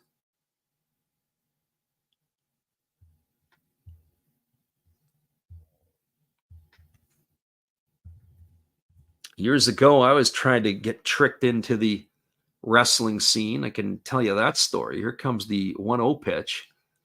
No interest in doing that. Get tossed around a ring and land crazy spots. Fastball swung on and missed. The count is 1-1. I had a buddy of mine who was the goalie on the hockey team at the University of Windsor. His name was Rick Keller. We used to hit the gym, used to do a lot of workouts, and he was about 6'4". So for hockey standard, that's a pretty big goalie. And anyways, Rick, when he was done, he was wrestling, and he was in the WWF before it became the WWE. As the 1-1 pitch is ready to be delivered, it is a fastball swung on, grounded through the 4-hole into right field. Fielded by Morishita, but they're going to throw on the brakes as Nakagawa is going to stop at third.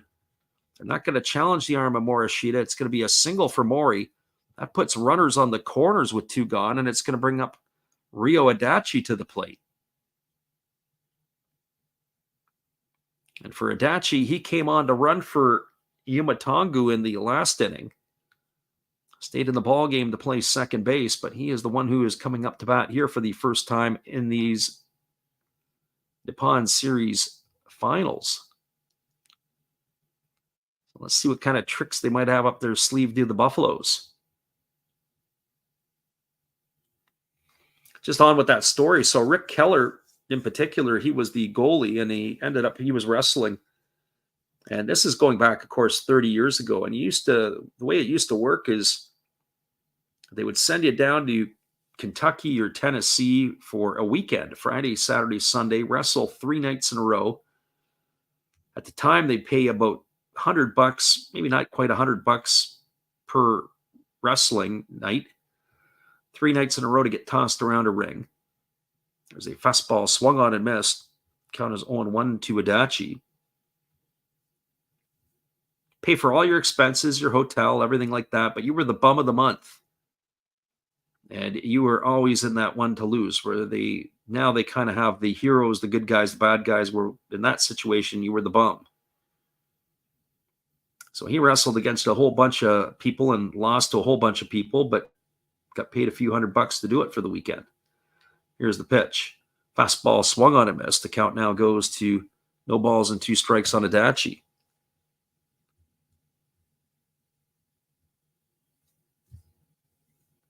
Rhodes Scholar says he was born in 45, so maybe the 60s and the 70s.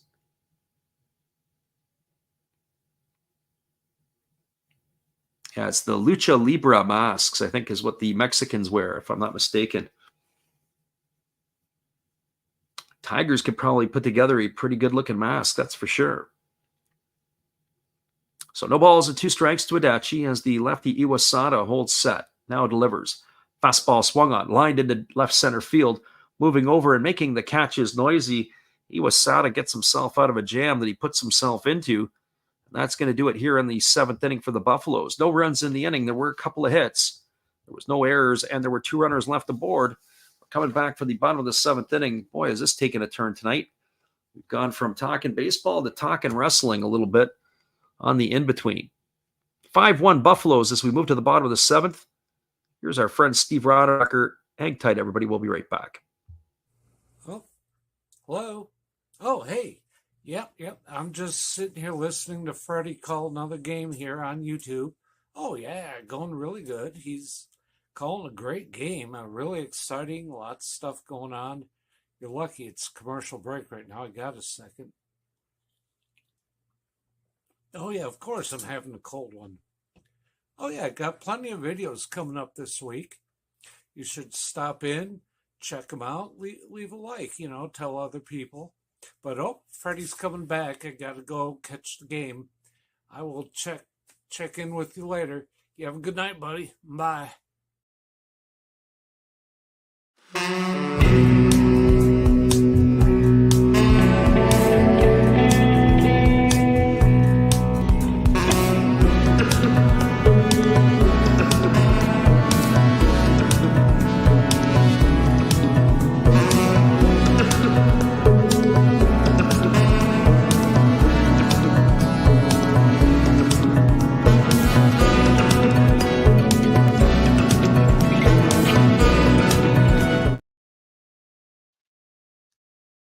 Welcome back, everybody. It is going to be the bottom of the seventh inning, and it'll be scheduled to come to bat.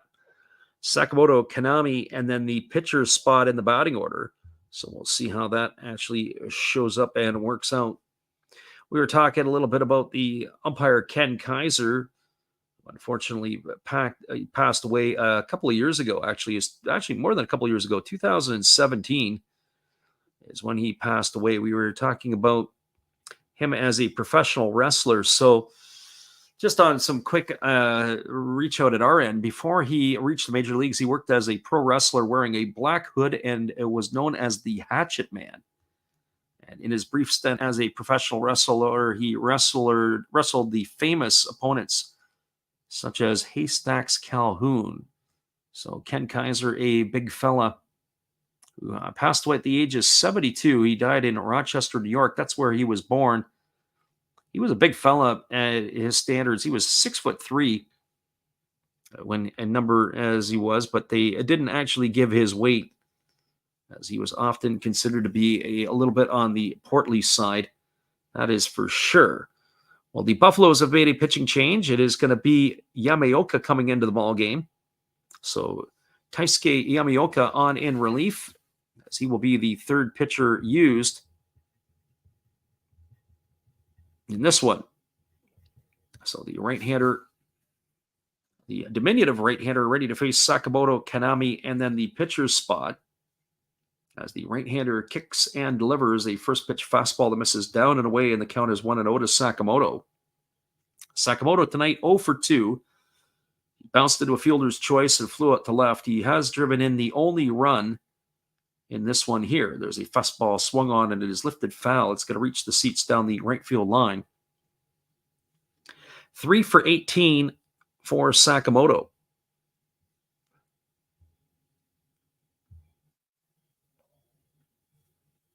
Our friend Road Scholar says the New York Times said Kaiser wrestled 2 years in the offseason until baseball doors opened for him. Great photo of him arguing with Earl Weaver. Yes, absolutely. There's a breaking ball swung on, grounded up the middle, off the glove of Kirby-Ashi into center field, and that's going to be a single for Sakamoto. Our friend Brian says a little research. These teams are owned and managed by companies, not a singular owner. Interesting. Yeah, Ryan, if you actually take a look at it, so Hanshin is a rail company. The Hanshin Rail Company, and the Tigers are in Osaka, but they're approximately a 20-minute train ride or a 25-minute train ride away from the Kyocera Dome. When you get to the Kyocera Dome, you have to hop on a train, and the train will take you out towards Hanshin, where the Tigers are, but the Hanshin Rail Company is who owns it. So this is Kanami who comes to the plate. He's 2 for 2 tonight.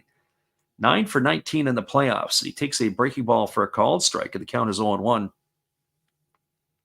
The Lions, the Saitama Cebu Lions. Cebu is also a rail company, another rail line that owns that ball club. The Fighters, the Hokkaido Nippon Ham Fighters, it's a meat packing company, Nippon Ham. As that breaking ball misses upstairs, the count goes to 1-1. I believe Fukuoka, even though the sponsor is the SoftBank Hawks, I think they're owned by SoftBank as well, which is a bank. But you go through some of the ownership groups and they're owned by companies, which is a little bit different. There's a split figure pitch swung on and missed, and the count now goes to 1-2. I don't know my answer. I can't give you the answer on the Yomiuri Giants off the top of my head, or the Occult Swallows, the Tokyo-based teams, on how their ownership breaks down. But you're absolutely correct. It is companies that will own these teams. I think of it in some ways almost like in Ireland, when you think of Gaelic football or the different types of sports that are played there. There's a fastball swung on. This ball is sliced down the left field line, but it's just going to go foul. And the count remains at 1-2.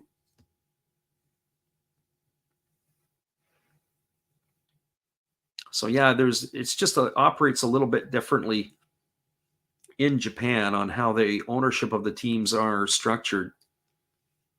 My friend Louis says there's a YouTube channel that has a few documentaries on things. Yeah, very interesting. Yeah, and when you think about it, in a lot of ways, as the pitch is delivered, there's a fastball swung on and fouled away. You call it the yogurt company. Yeah, there you go. There's Alexander giving the insight as well. I think of, as an example,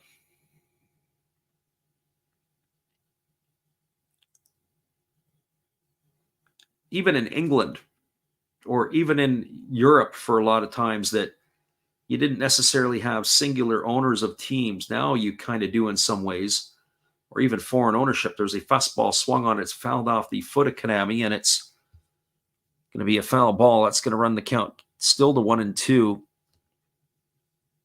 It's going to be the seventh pitch of the at-bat coming up. He fouled that one right off the top of his foot. I don't know if the protection he wears on the right leg was able to absorb enough of that. So 1 ball and 2 strikes.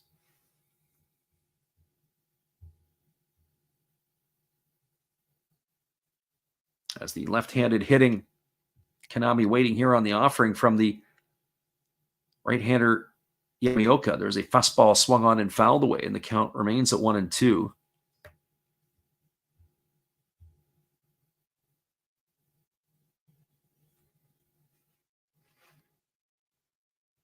Louis asks Alexander if that is the case. He thought it was different.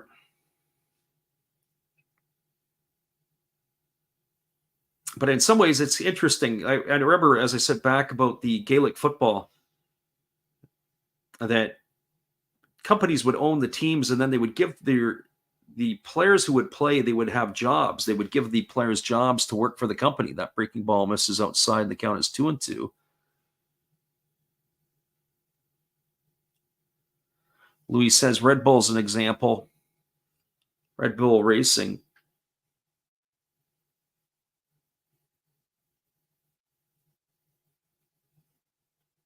Interesting. Here comes the 2-2 pitch. As the right-hander Yamaoka delivers, it's a breaking ball swung on. This ball is lined into right field. It's going to get down for a base hit. And Konami continues his unbelievable hitting. He's got himself a single. Konami is now 10 for 20 in the playoffs. Absolutely outstanding. Third hit of the ball game tonight. He's got a couple of singles and a double. That's going to bring the pitching coach out of the dugout.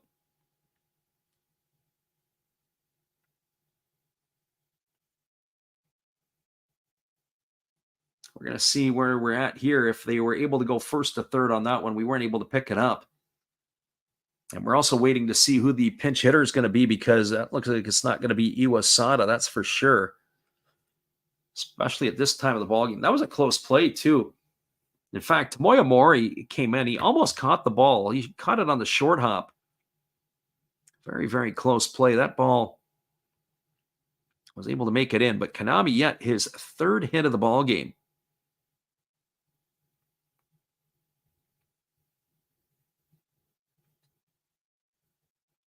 So Sakamoto is the runner at second. Konami, the runner at first. The pinch hitter who is coming in here to hit This is Kento Itohara. So Itohara on to hit here for in the pitcher's spot. And the first pitch to Itohara is a fastball that misses down for a ball, and the count is 1-0. I have to say this has been a far more entertaining ball game than the first two, a little bit more drama. Tigers have a chance to put some runs on the board here in the seventh with 2 on and nobody out. Here comes the pitch. Fastball taken for a called strike, and the count now goes even to 1-1 on Itohara.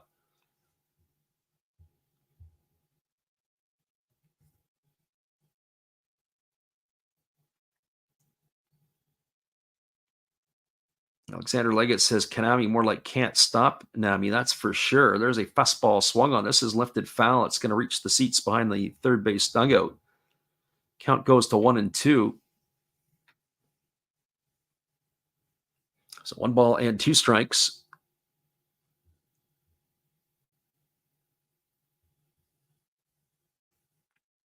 This game here, if the Tigers can get a couple of runs back here, it's going to set up a really entertaining finish. But they've got to do their part here. Here comes the 1-2 pitch. Fastball swung on. This ball is lifted into right center field, and it's going to be caught by Nakagawa. He does a great job to get onto his horse and to go and get it. Itohara hit the ball hard, but it just hung up. That would have been one of those ones that you would call a humpback liner almost. Just had a little bit too much underneath it. He's going to be retired for the first out of the inning, and that's going to bring up the top of the order in Koji Chikamoto. Well, for Chikamoto, he is 1 for 2 tonight. He's got a single and 2 trips. He's struck out and he has walked. He is 5 for 21 in the playoffs. He's got no homers and 4 runs batted in. So the speedy center fielder coming to the plate looking to do some damage.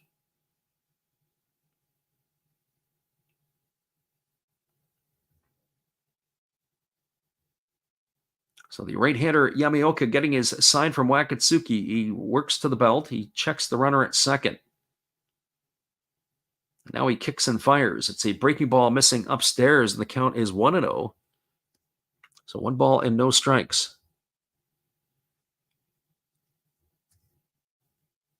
Road Scholar confirms, says Yakult yogurt is made by the Yakult Honsha company that owns the Swallows. So there's your answer. Here comes the 1-0.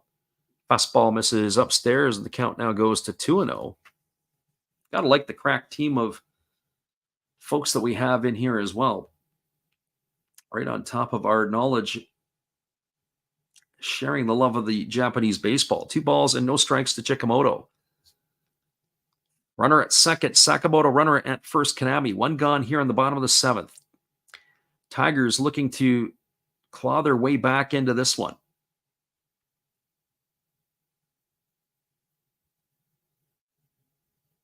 As the right-hander Yamaoka holds set, now delivers. Fastball swung on and lifted foul over on the third base side. Count now goes to 2-1 on Chikamoto.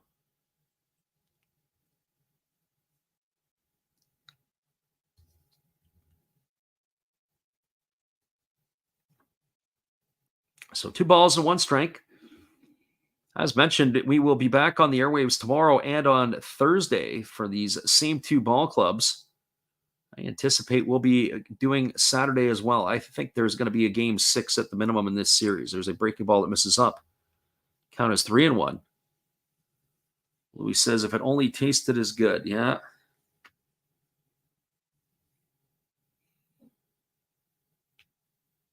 So 3 balls and 1 strike to Chikamoto as the right-hander works himself to the set position. Here comes the pitch. Fastball misses outside. It's going to be ball 4. Chikamoto is going to be walked for the second time tonight. That's going to load the bases. It's going to get the pitching coach on the phone down to the bullpen, which is underneath the stands. And that's going to bring up the second baseman, Takuma Nakano. Well, Nakano has had a pretty good series up until tonight. He's 0 for 3 tonight. And each time he's come to the plate, he has flown out to the left fielder Haruka. He is 6 for 22 in the playoffs now.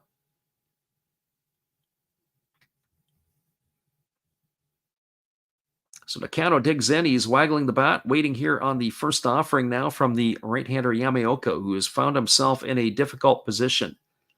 Here's the first pitch. It's a fastball missing upstairs for a ball, and the count is 1-0. Nowhere to put Nakano. You're going to have to pitch to him. One gone here in the 7th inning. Nakano has been on fire coming into tonight's game, but he hasn't done anything yet tonight. Here's the pitch. Fastball, it carves the plate right in half, and the count goes even at 1-1. So 1 ball and 1 strike.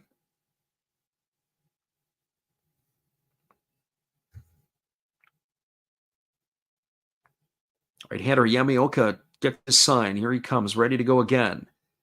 And there's a breaking ball swung on. This ball is lashed foul down the left field line.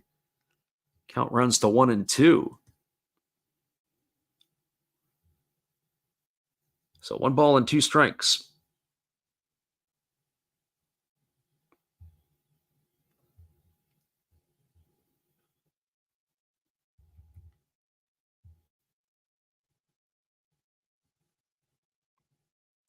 Yamaoka ready to go again. Here's the pitch. It's a fastball swung on. It is tapped slowly over to first, fielded by Gonzalez. His only play is going to be to first. That's going to be a fielder's choice. It's going to bring in a run. He's going to get an RBI, does Nakano, but he's going to be erased for the second out of the inning. Scoring will be Sakamoto. Advancing to third is going to be Kanami. And moving over to second is going to be Chikamoto. So 2 gone here in the inning. And that is going to bring up Shota Morishita. And if you ever need somebody to come up big, this would be the time for the Tigers to come up big right now. Morishita 1 for 3 tonight. He's got a single and 3 trips. 4 for 22 in the playoffs.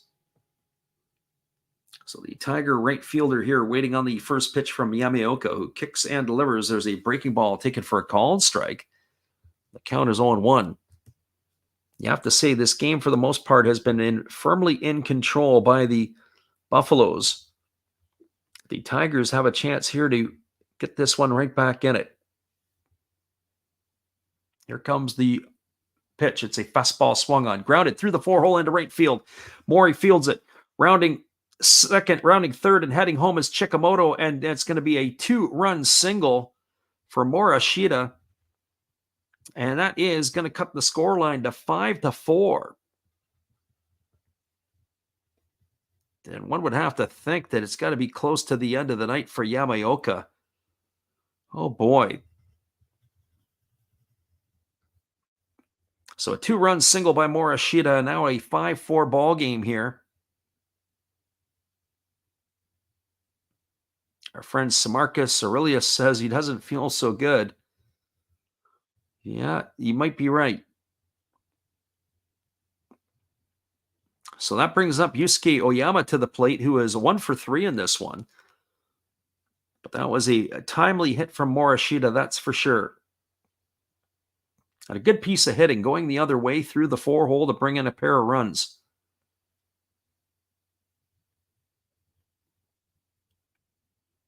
And it looks like we're going to have ourselves a pitching change. That's going to be the end of the night for Yamaoka.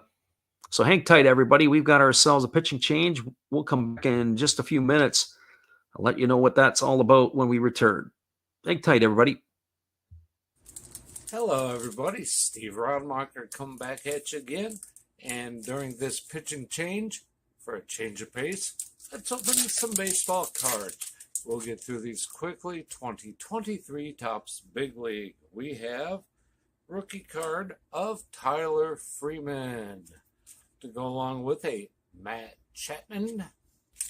And why not a Jake Cronenworth? Shoot 'em, Jake! We do have a rookie card of Brett Beatty. That's pretty cool. To go along with the uncommon Carlos Correa. Pretty common to me, but what do I know? Trey Mancini to go along with a rookie of Kodai Senga. Freddie, tell them about Kodai. And one of my favorites, Devin Williams of my Milwaukee Brewers. All right, looks like the pitcher's coming in. Freddie, you can take over now. Appreciate you there, Steve, and the support you give to our channel. It's going to be Yuki Utagawa who is coming on in relief. The hard-throwing right-hander making his second appearance of these Nippon Series finals. Will be taking over for Yamaoka here, who had only retired 2 of the 6 batters that he faced. The runner at first, Morishita, will be his responsibility. So Utagawa has completed his warm-up tosses, and we're ready to resume the action as Oyama strides to the plate. As we said, he's 1 for 3 in this one tonight. He's got a single in 3 trips. He scored the first run of the ball game for the Tigers. He's also struck out looking and bounced into a fielder's choice. So officially 1 for 3. 3 for 18 in the playoffs. So he is stepping up to the dish here. It is now a 5-4 ball game as the Tigers find themselves behind by a run. There's a breaking ball taken for a called strike, and the count is quickly 0-1 to Oyama.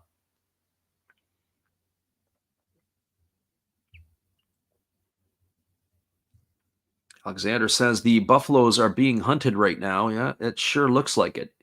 Here's the pitch. Fastball swung on. It's taken on a hop by Mune at third. Throws to first, and that is going to do it. Oh, they don't call it the hot corner for nothing. What a play by Yuma Mune. Goes in the books as a ground out 5-3 for the third out of the inning. But the Tigers score 3. They had 3 runs in the inning on 3 hits. There was no errors, and there was 1 runner left aboard. We are now through 7 complete. It is the Buffaloes 5 and the Tigers 4. Stick around, everybody. We'll be back with all the action. The top of the 8th inning coming up in just a couple moments. We appreciate you guys for hanging with us. Good evening, ladies and gentlemen. Namaste. Hey, I hope you guys have been enjoying the game. My name is Hollis. I've got a YouTube channel called Another Hollis Build. I love baseball cards. I open up brand new product for you guys. I open up old stuff. I do breaks. I do auctions. All kinds of stuff concerning baseball. I'm Friars faithful, Padres to the end. I also love Garbage Pail Kids and my animals. I have a ton of animals. It's like a mini petting zoo here around my house. I also love my city, San Diego, baby. I'll take you all around the city and show you what's up. If you guys dig stuff like that, cruise on over and check it out. It's Another Hollis Build. If you dig it, subscribe. I'd really appreciate to have more follow me along on the journey. Hey, either way, you guys have a wonderful day or a beautiful, beautiful evening. No matter which one it is, make sure that you make it great, my friends. Big up Last Raps Baseball. Yeah, Freddie, let's go. One love and peace. Yeah, man.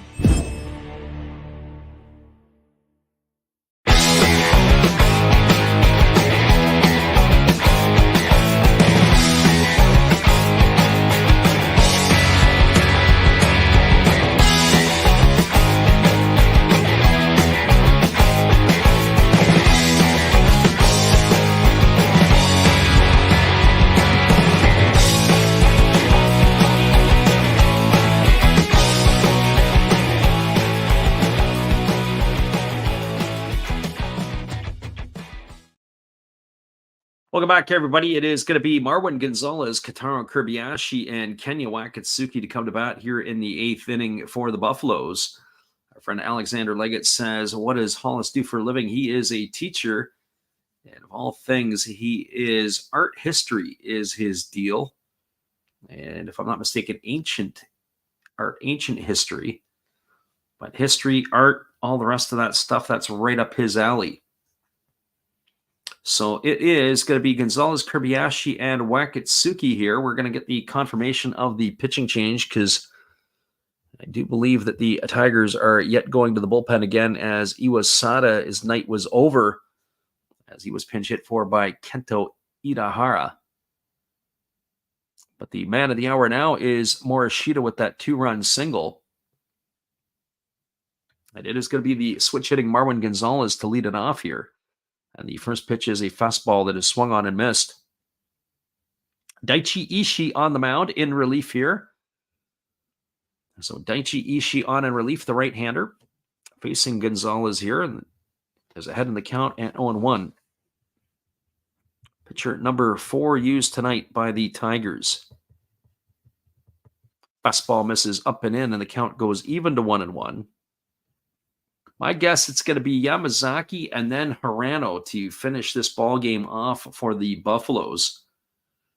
If I was a betting man, that's how I figure that they will go to their bullpen. There's a fastball swung on its tap foul just behind home plate, and the count goes to 1-2. And if you're a Tiger fan or maybe a Buffalo fan in this case, that would be probably the right thing of how they would close it out. Whether or not they win the game or not, it's another story, but certainly that is how I would perceive it. Put those two pitchers in the best opportunity to give you a chance to win. So Gonzalez, who's 0 for 2 tonight, he has a walk as well. He's in the hole at 1-2. Here's the pitch. Fastball that just misses a bit low, and the count goes to 2-2. I'm kind of surprised he didn't get rung up there after the theatrics that he had his last time at bat toward the home plate umpire. You got to think the home plate umpires got him circled. So 2 balls and 2 strikes as the right-hander works himself to the set. And here comes the pitch. Fastball swung on and lifted foul behind the plate. Keeps the count at 2-2. So barring any crazy difficulties tomorrow, we'll be back on the airwaves again. All the action starting at 2 a.m. Pacific, 5 a.m. Eastern for Game 4 of the series. So 2 balls and 2 strikes as Gonzalez battling away here against Ishii. As Ishii now steps off the backside of the rubber, he's going to have to go through this all over again. So Gonzalez waiting here on the offering from the right-hander. Works himself into the set position. Here comes the 2-2 pitch. Fastball swung on, tapped slowly foul past the first base coach's box, and the count remains at 2-2.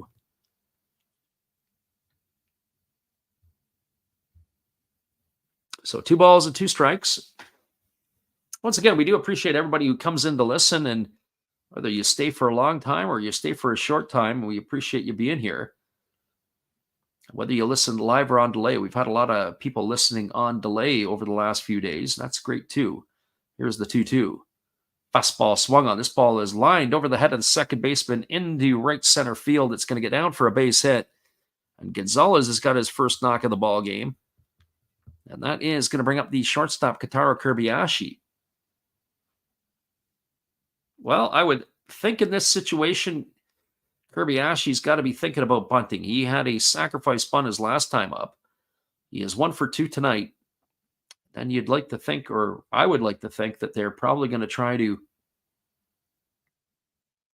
have a couple of cracks to try to bring Gonzalez home if they can get him over to second base. Kobayashi singled and scored a run in the 5th inning. He struck out in the 2nd, and he had that sacrifice bunt in the 6th, and he's already squaring the bunt, so we know what they're doing now. The right-hander Ishii, working from the set, checks the runner over at first. And now he kicks and delivers. This ball is bunted, but it's not very good. It's popped up. And Sakamoto's going to catch it in foul territory. He couldn't get the job done, Kobayashi. He's going to be retired for the first out of the inning. And that is going to bring up the catcher, Kenya Wakatsuki. So usually a pretty fundamentally sound group. Unable to get that one down, and you can see why. He dropped the barrel head on that one and ended up getting underneath the ball, and that is what happens. So that is going to put the runner, keeps the runner at first. It's going to bring up Kenya Wakatsuki to the plate. Wakatsuki officially 1 for 2 tonight. He's got a single and 2 trips. He's also had a sac fly and driven in a run. He is 5 for 17 in the playoffs. And now Ishii steps off the backside of the rubber as Gonzalez retreats back to first base.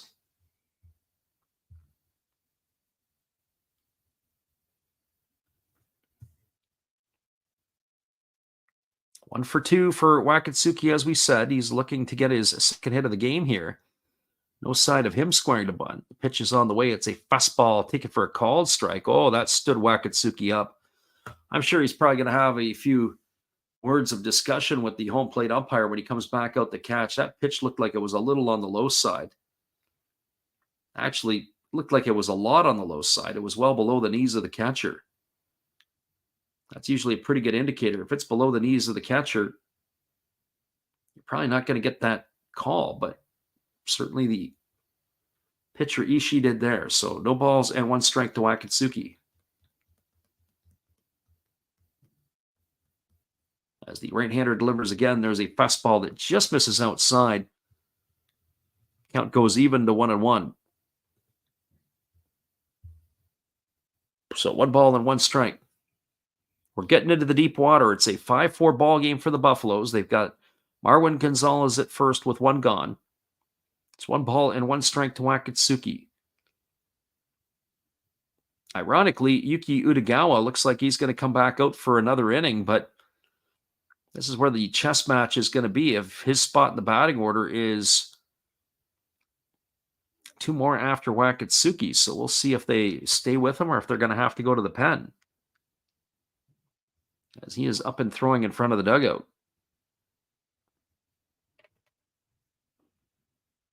As I said, I think it'll be, in my opinion, it would be Yamazaki and then Hirano, but this is where the interesting part of the old National League style of baseball that goes on in the Central League, you got to love it. Do you let Utagawa come back out to pitch? But he's got to come to bat, so more than likely they would use a pinch hitter. And then that means you got to go to the bullpen again. So here comes the 1-1 offering to Wakatsuki. Breaking ball down. Nice stop there by the catcher Sakamoto, and the count now goes to 2-1. So 2 balls and 1 strike.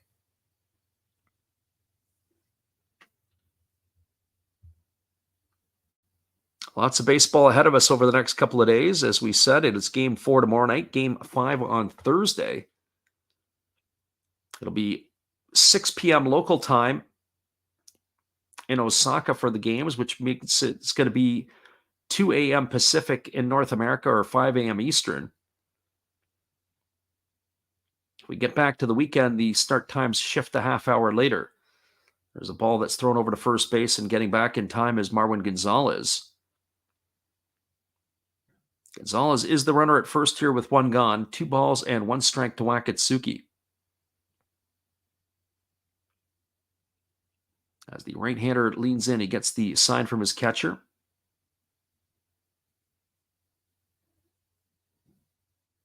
As he comes to the set position, here's the 2-1. As Ishii fires, it's a fastball swung on. It is lifted foul. It's going to reach the seats behind home plate. The count goes to 2-2. Our friend William Scott says American Buffaloes fan here, listening from his home in China. Became a Buffs fan because of the Kyocera Dome store had 64.5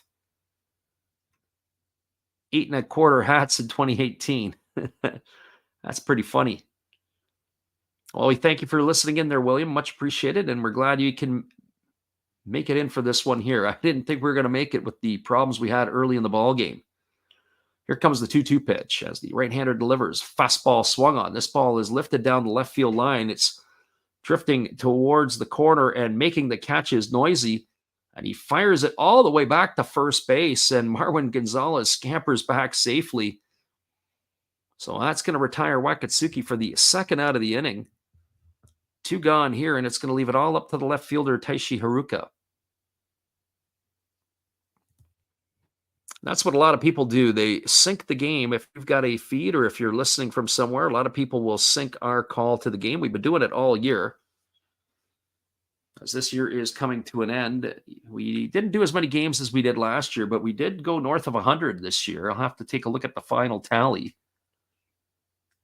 Of course, when we were in Japan for 3 weeks, that put a dent into how many games we were going to call. We didn't do anything over there other than watch and enjoy the games ourselves. Well, this is Haruka at the plate. He is 0 for 3 tonight. He's scored a run and driven in a run. He is 3 for 10 in the playoffs. As Ishii checks the runner over at first, he works himself to the belt. And now he kicks and delivers. It's a fastball swung on, and it's lifted foul behind home plate, and the count is 0-1 to Haruka.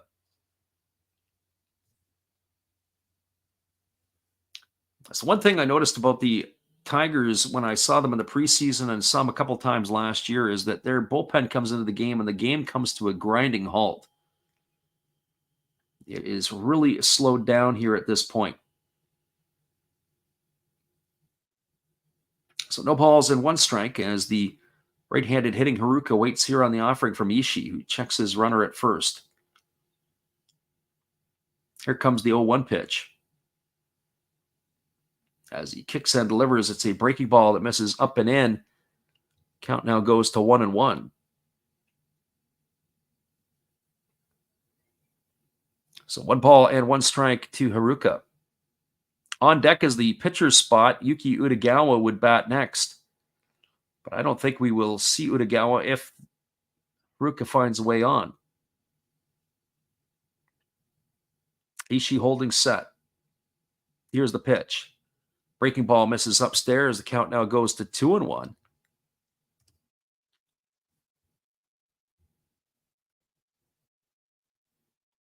As a reminder, when this game is over, we'll give you a complete recap of this one. Setting up for tomorrow. As we said, they haven't announced the starters for tomorrow yet. Sometimes they'll announce it after the 7th inning or so, but we haven't made any note of it as of this point. Not sure what to anticipate. I wonder if we're going to see a Nishi on the mound for the Tigers. Already seen Yuki Nishi. There's a fastball swung on and missed. And that's going to run the count to 2-2 on Haruka.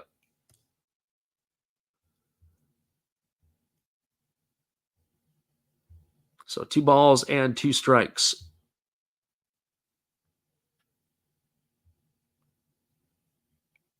And interesting, too, that the Buffaloes decided not to play or not to use Noguchi, who's had a pretty good series himself. Tomoya Noguchi, the odd man out in the outfield, but I wouldn't be surprised that maybe they would trade the glove for that of Tomoya Mori for the bat. Here's the pitch. Breaking ball, taken for a called 3rd strike. Haruka stood there like the house by the side of the road. He watched it go by for out number 3. And that is going to do it here in the 8th inning for the Buffaloes. Well, they strand a leadoff runner or leadoff hit by Marwin Gonzalez. No runs in the inning, 1 hit, no errors, 1 runner left aboard. We're moving to the bottom of the 8th inning. Your score is the Buffaloes 5 and the Tigers 4. Stick around, everybody. We'll be back with the call. The bottom of the 8th inning when we return right after this. We appreciate you guys for being with us on the Crafts Baseball YouTube channel. Be sure to bookmark us and come on back again tomorrow. Hello, this is Eric Fox, formerly of the Oakland A's and Texas Rangers baseball teams. If you want to learn about Japanese baseball, see Coach Fred of Last Raps Baseball. If you want baseball instruction, see Coach Fred. If you want to learn about golf, do not go to Coach Fred. Fred, what kind of club is this? At Last Raps Baseball, we know baseball.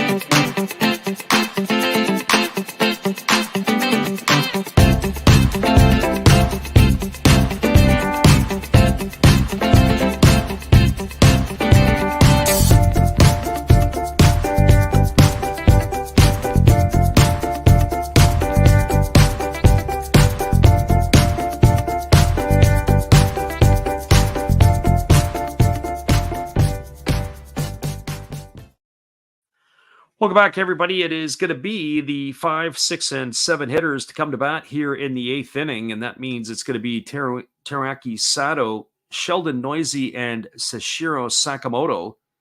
It looks like it's still going to be Yuki Utagawa on the mound for the Buffaloes here to begin the 8th inning. He came on in relief and retired the only batter he faced in Oyama. And the first pitch is a breaking ball that misses up and away for ball one. The count is 1-0. Sato tonight 0 for 3. He has struck out twice and flown to center field as he waits here on the offering from the right-hander Utagawa, who kicks and delivers a fastball that swung on and missed. 93 miles an hour on the gun, and the count goes even to 1-1. So 1 ball and 1 strike. Our friend MD Mob in the house. He says, "Go Tigers." So here comes the pitch. It's a fastball swung on and missed. The count goes to 1-2. So 1 ball and 2 strikes to Sato. Sato 4 for 23 in the playoffs. As we mentioned at the top of the stream, really the tail of the tape is going to be the Morishita, Oyama, Sato, and even Noisy parts of the batting order. They're going to have to find a way to get something going if the Tigers are going to want to win this series. There's a fastball swung on and missed. 94-mile-an-hour heater. And Sato has been blown away for the 3rd time tonight. He's gone for out number 1, and that's going to bring up the left fielder, Sheldon Noisy. Well, for Noisy, he's 1 for 3. He's got a single and 3 trips. He's also flown out to right field twice. Cole's Train in the house. He says it's turned into a great game. It's been the best game of the series. That is for certain. After those 2 8-0 blowouts, we were wondering if we were going to get some good ball, and we've got it right here in front of us. Here's the first pitch to Noisy, and it's a split-finger pitch and misses down and away for a ball, and the count is 1-0. Noisy with that single, he was erased in a fielder's choice in the 2nd inning. He's hit the ball hard a couple of times tonight. Here's the pitch. Fastball swung on, lifted foul. It's going to reach the seats over by the first base dugout, and the count goes to 1-1. So 1 ball and 1 strike. We're getting into the deep water here as we're in the bottom of the 8th inning, and the Tigers are starting to run out of outs. It's 1 gone here in the 8th. Noisy to be followed by the catcher, Sashiro Sakamoto.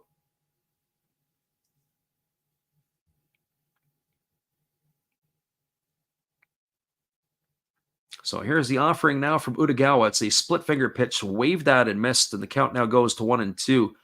That last pitch by Utagawa, it looked like we were playing wiffle ball. That ball fell right off the table, went down and into the hitter. I have to say, when Utagawa's split-finger pitch or his forkball is working effectively, it is as electric as anybody's. There's a fastball swung on, and this ball is lined into center field past the glove of the shortstop. And that's going to be a 1-out single for Noisy. Utagawa, I think, went to the well a little bit too often. That split finger pitch didn't do what the one before did, as it hung up in the zone. And Noisy made him pay. Nice piece of hitting there by Noisy. That's his 2nd hit of the ball game. And that's going to bring up the catcher, Sashiro Sakamoto. And it's going to be the end of the night for Noisy, as he's going to get replaced by a pinch runner. We haven't got the number on the runner yet. So Sakamoto coming to the plate. He is 1 for 3 in this one. It looks like it's going to be Shimida coming in the run. So Kairi Shimida on to run for Noisy. He'll probably stay in the ball game and replace him in left field. Here's the first pitch to Sakamoto. It's a fastball that just misses outside for a ball. The count is 1-0. Sakamoto 1 for 3, scored a run and has driven in a run tonight. He is 4 for 19 in the playoffs.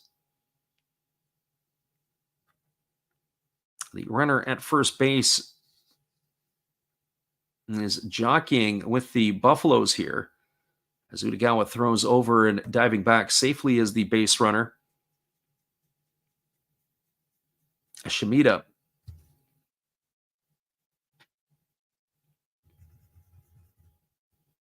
So 1 ball and no strikes. as the right-hander Utagawa holds set. Now he kicks and delivers. There's a fastball that is taken for a ball. Again, the runner is really jockeying over there at first base.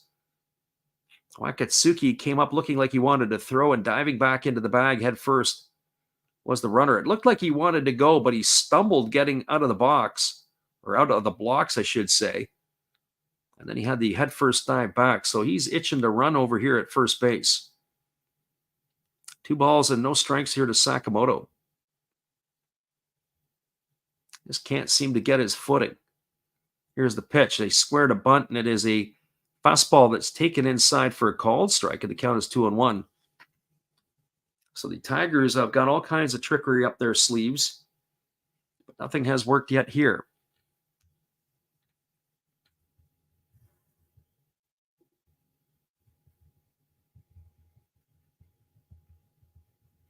So Shimada, the runner at first with 1 gone. It's 2 balls and 1 strike. Now they're showing bunt. Sakamoto has squared. The pitch it's bunted. It's down on the first base side. It's a good one. It's going to advance the runner to scoring position. It's going to go down as a sacrifice, 1-3 on the putout. Retires Sakamoto for the second out of the inning. Advancing into scoring position is Shimada.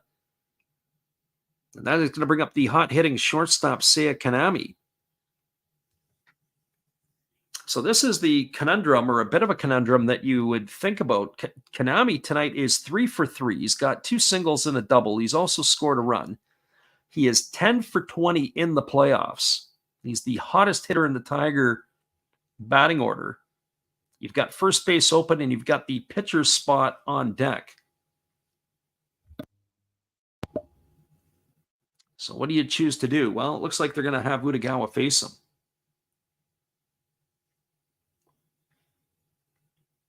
Can fourth time be a charm here for him? Here comes the first pitch. Breaking ball misses upstairs. Count is 1-0.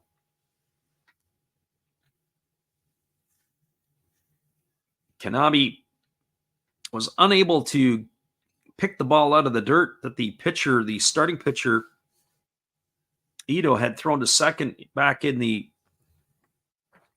4th inning, or back in the, in the 5th inning, which ultimately allowed a run to score, or eventually allowed 3 runs to score for the Buffaloes.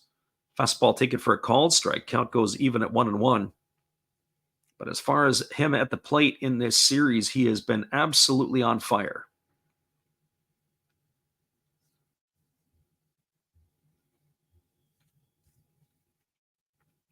So 1 ball and 1 strike. He bats from the left side, waiting on the offering from the right-handed throwing Utagawa. Utagawa checks the runner, and now he delivers. Fastball swung on and lifted foul over on the third base side. The count goes to 1-2.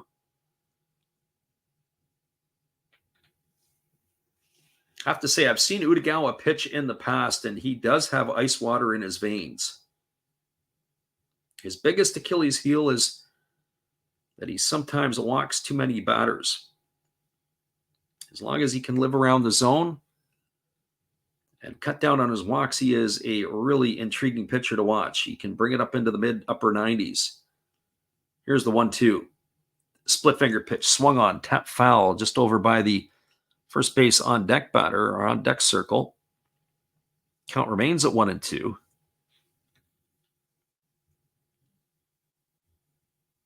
So 1 ball and 2 strikes it is.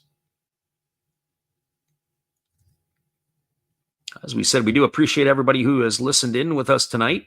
Whether you listen live or on delay, hopefully you guys can bounce back and join us again tomorrow as well, as we'll be back on the airwaves for yet another one. Here's the pitch. It's a split finger pitch, swung on and missed. Good block by Wakatsuki. He gets up and he throws to first. It's going to go in the books as a strikeout, 2-3 on the putout. And that is going to do it here for the Tigers in their half of the 8th inning. Well, they had no runs in the inning. They had a hit. They strand a runner at second as there was no errors. Your score as we move to the top of the 9th inning, it is the Buffaloes 5, the Tigers 4. Hang with us, everybody. We'll be back with the call at the top of the 9th inning when we return after this. We appreciate you guys for being here with us tonight. We'll be right back in just a few. Well, you've got to have an ace in the hole. a little secret that nobody knows. Life is a gamble, a game we all play. But you've got to save something for a rainy day. You've got to learn to play your cards right if you expect to win in life. Don't put it all on the line for just one roll. You've got to have an ace in the hole. Yeah.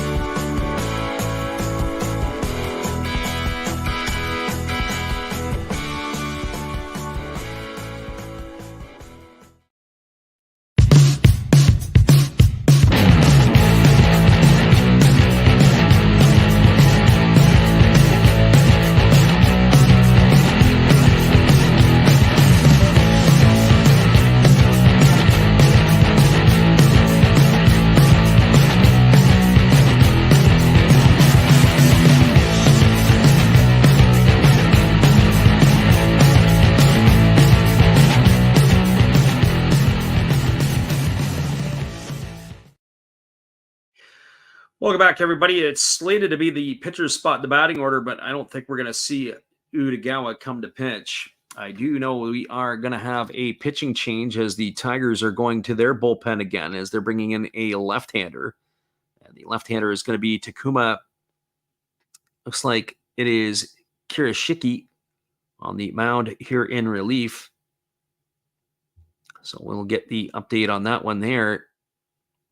So Kirishiki on in relief as he is going to be making his appearance. The 24-year-old on in relief, and it looks like they are going to be facing a pinch hitter. We're just going to get you the confirmation on that. It looks like it's Masahiro Nishino onto pinch hit. Yeah, the first pitch is a fastball that's taken for a called strike, and the count is 0-1 to Nishino.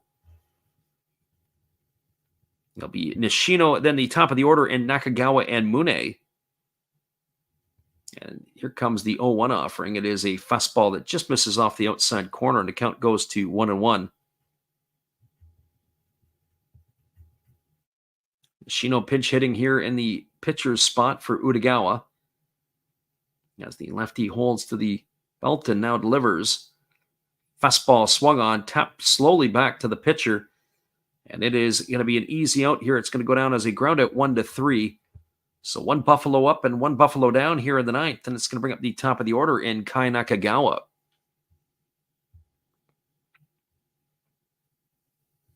Our friend Chris listening, he says, I'm such a degenerate.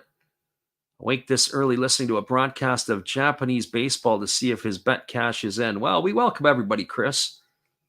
Whether you are putting your nickels and dimes down or your yens or your euros.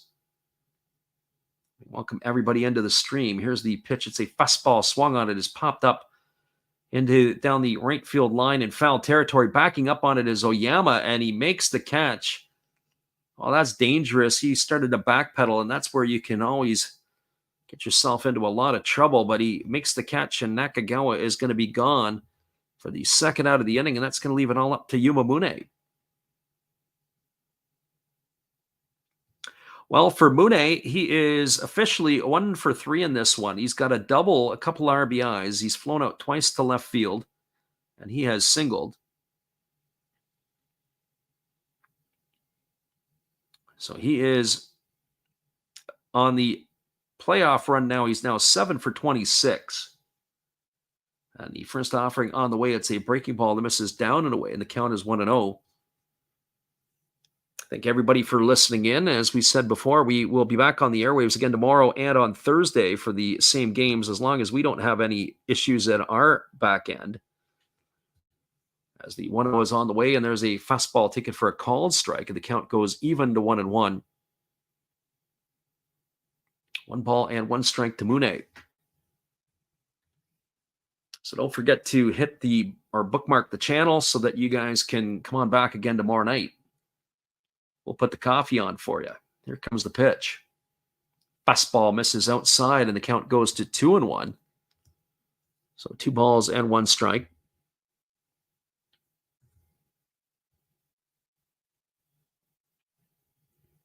They do have a new feature, I guess, on YouTube where if you say about the word subscribe, it'll actually light up the button for you. I don't know if that's the case or not. There's a fastball that misses, and the count now goes to 3-1. I guess we're going to have to go and have a look at that. So 3 balls and 1 strike to Mune. 2 gone here in the 9th inning. Tomoya Mori waits his turn on deck. I'd be curious to see if Mori is still in the outfield the next half inning, or if they'll make a defensive change. My guess is his night would be done. Fastball that's taken for a called strike at the knees, and the count now goes to 3-2.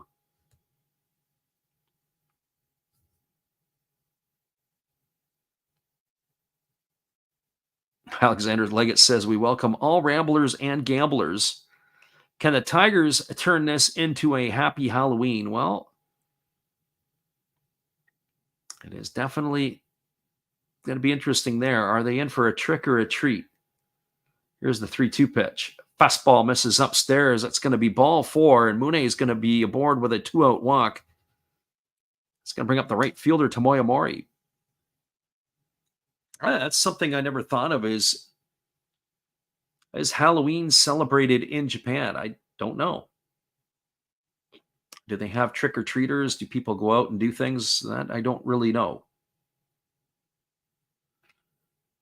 Well, they've got a conference on the mound here to discuss what they're going to do. They talking it over here. And that conference is over now. No pitching coach was involved there. Just the defense talking on how they're going to handle the situation with the runner at first and 2 gone. Our friend Chris says he needs the Buffaloes in this one here.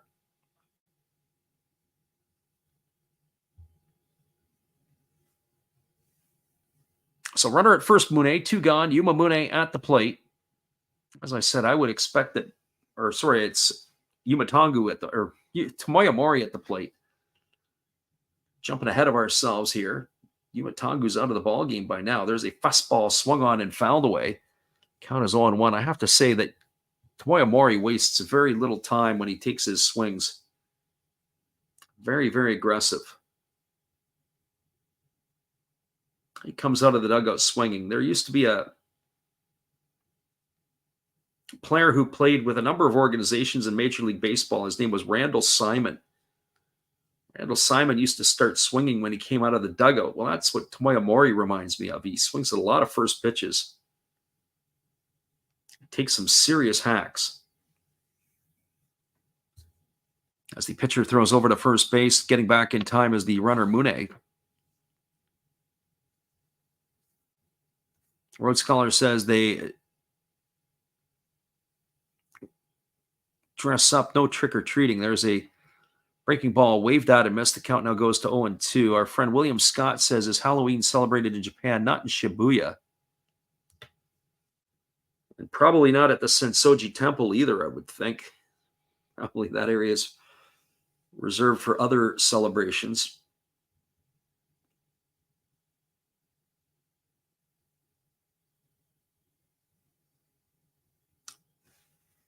So 2 strikes here to Tomoya Mori as the lefty works himself to the belt.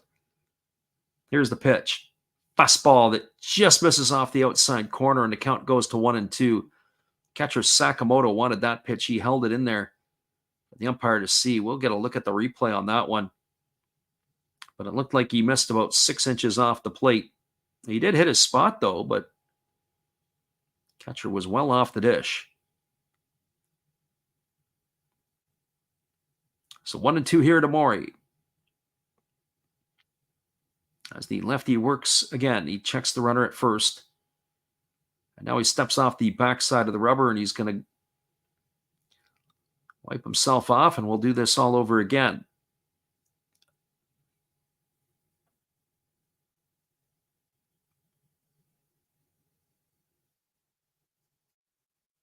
1 ball and 2 strikes to Maury.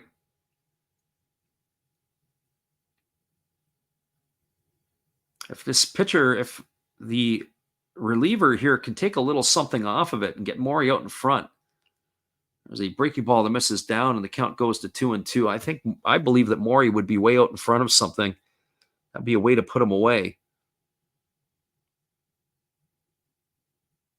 But I don't know. I haven't seen anything off speed from Kirishiki yet. I hope that's how you say his name. It's the first time I've seen him. And I'm listed early in the year on the second team, not on the first team.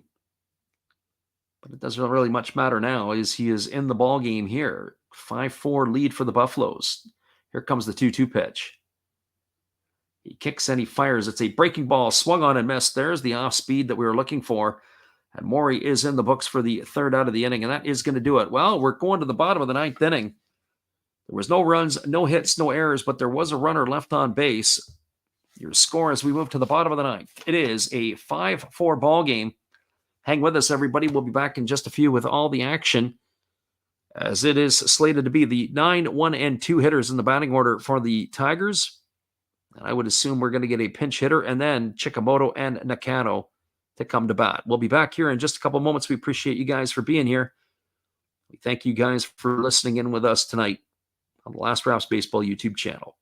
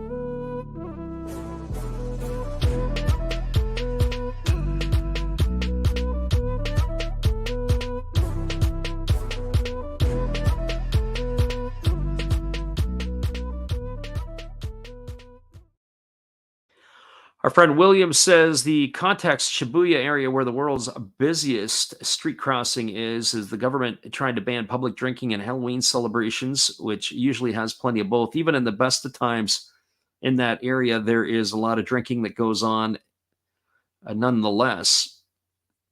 Interesting. Our friend Chris, one thing that I would have to say is you don't want to talk this into existence for yourself, because otherwise, you're going to need to get some Maalox, or you're going to get some Alka-Seltzer, or maybe even some Tums.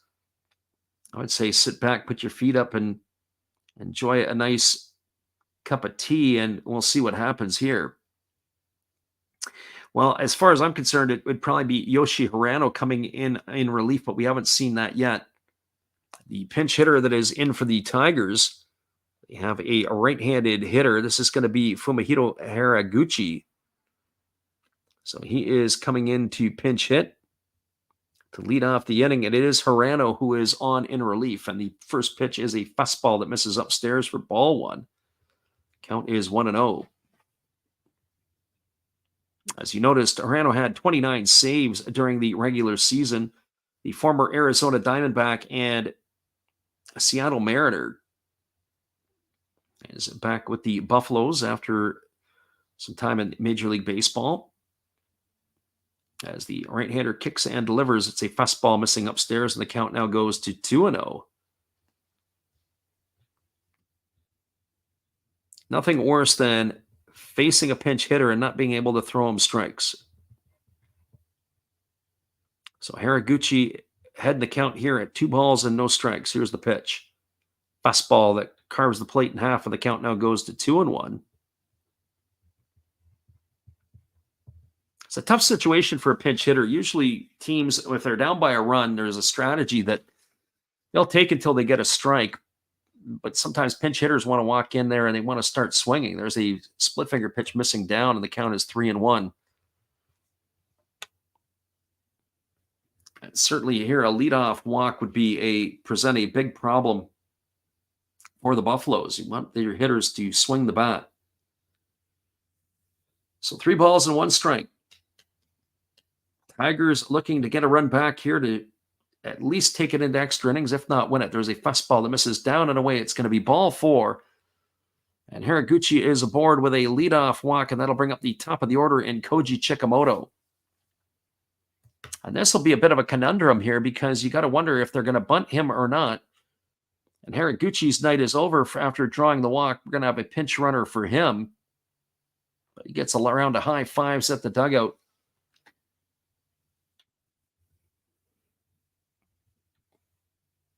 So Hirano walks the leadoff batter, and that's going to bring up Chikamoto to the plate. The pinch runner here, this is Kai Ueda, who is pinch running here for Haraguchi. And Chikamoto, will they give him the bunt sign? Let's find out here in a moment. As Hirano works himself to the belt. Here's the pitch. No sign of bunt, and it's a breaking ball that misses down for a ball, and the count is 1-0.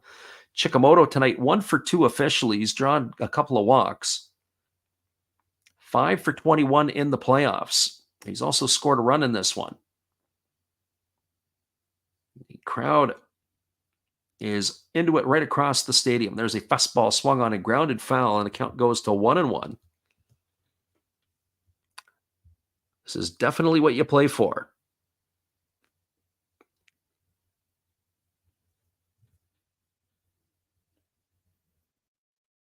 Alexander Leggett says, it's pretty cool. I didn't imagine the rest of Japan has it, but makes sense that Shibuya would have it. This is true. Halloween in Roppongi might be fun. There's a split finger pitch that misses down, and the count is 2-1. Remember correctly, Roppongi is sort of the high-end shopping area. But I may be wrong. I didn't make it there this time, or last time I was there. So 2 balls and 1 strike to Chikamoto here. Runner at first. Ueda, the pinch runner. Here's the pitch. Fastball misses down. It's now 3-1. And Hirano is in jeopardy of walking the first 2 hitters of the bottom of the 9th inning. Got to wonder if the Buffaloes have anybody up in the bullpen here. I know Hirano's the closer, but he hasn't got his stuff. Are you making the quick hook? Here's the 3-1. Fastball taken for a called strike, and now the count is 3-2 to Chikamoto.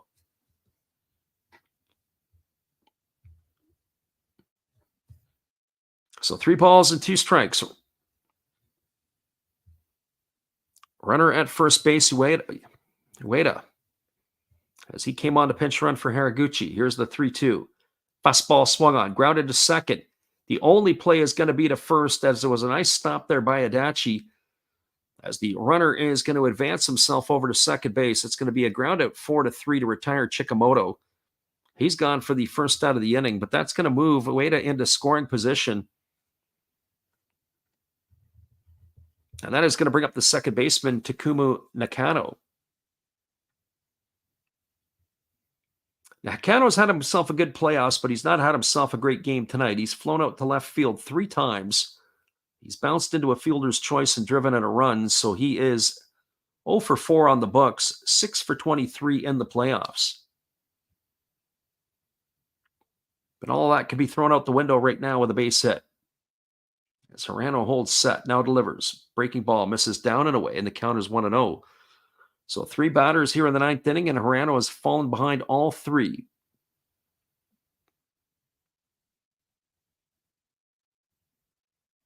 Buffaloes have the 5-4 advantage. Here's the pitch. Fastball taken on the inside corner for a called strike, and the count is 1-1. The outfield is shallow. They've got to be able to throw the runner out at the plate. Our friend Chris says exactly what we're thinking. He's got to be able to throw some strikes. 1 ball and 1 strike to Nakano. Tigers are circling the prey here of the Buffaloes. Here comes the 1-1. Hirano delivers. Fastball swung on and fouled away, and the count goes to 1-2. Interestingly enough, I was thinking about last year when the Yakult Swallows did not win.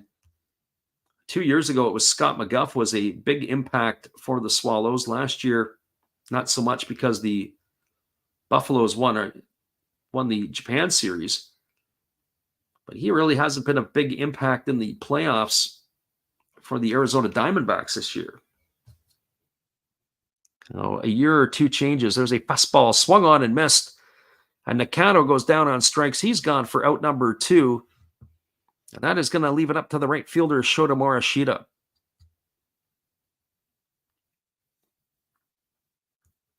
Well, for Morishita tonight, he has 2 for 4. He has got 2 singles and a couple RBIs. He's also flown to center and grounded to third. So now we've got 2 gone here in the 9th inning. He is now 5 for 23 in the playoffs. Game is coming down to the wire. Here we go. As the right-hander holds to the set position. Here's the pitch. And that's a split finger pitch swung on and missed, and the count is quickly 0-1 to Morishita. They do have the open base, and it's Yusuke Oyama who waits his turn on deck. Chavez Silva Mario asks, how is the score? Well, it's running across the ticker at the bottom of the screen. Got a 1-run ball game. Runner at second, 2 gone here in the bottom of the 9th. Right-hander Hirano holds to the set. Here's the pitch. Fastball missing outside, and the count goes to 1-1. So 1 ball and 1 strike to Morishita.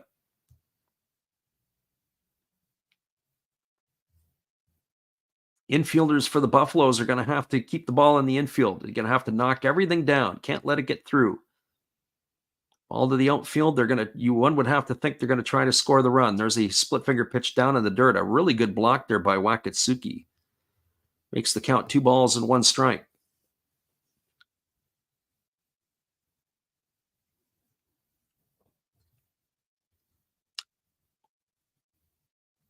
Morishita gets himself dug back in the batter's box. Crowd is into it here in Osaka. This is playoff baseball at its finest. Here comes the pitch. 2-1 ready to go as he checks the runner at second.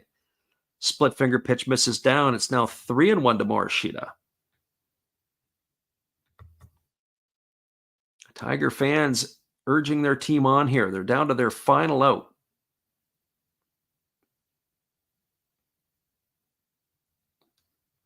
So 3 balls and 1 strike.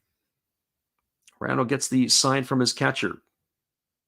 Here's the offering. It is a breaking ball. Misses inside. It's going to be ball 4. That's going to be the second walk issued here in the inning. That's going to put runners at first and second, and it's going to bring Yusuke Oyama to the plate. Well, for Oyama, he is 1 for 4 tonight. He's got a single in the 4 trips. He's also scored a run. He's struck out looking. He's bounced into a fielder's choice, and he's grounded out to third. He is 3 for 19 in the playoffs, and the Buffaloes are got a conference on the mound.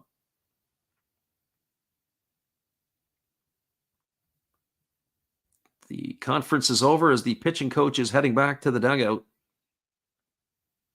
Probably talking how they want to deal with Oyama. They've got Teruaki Sato waiting his turn on deck.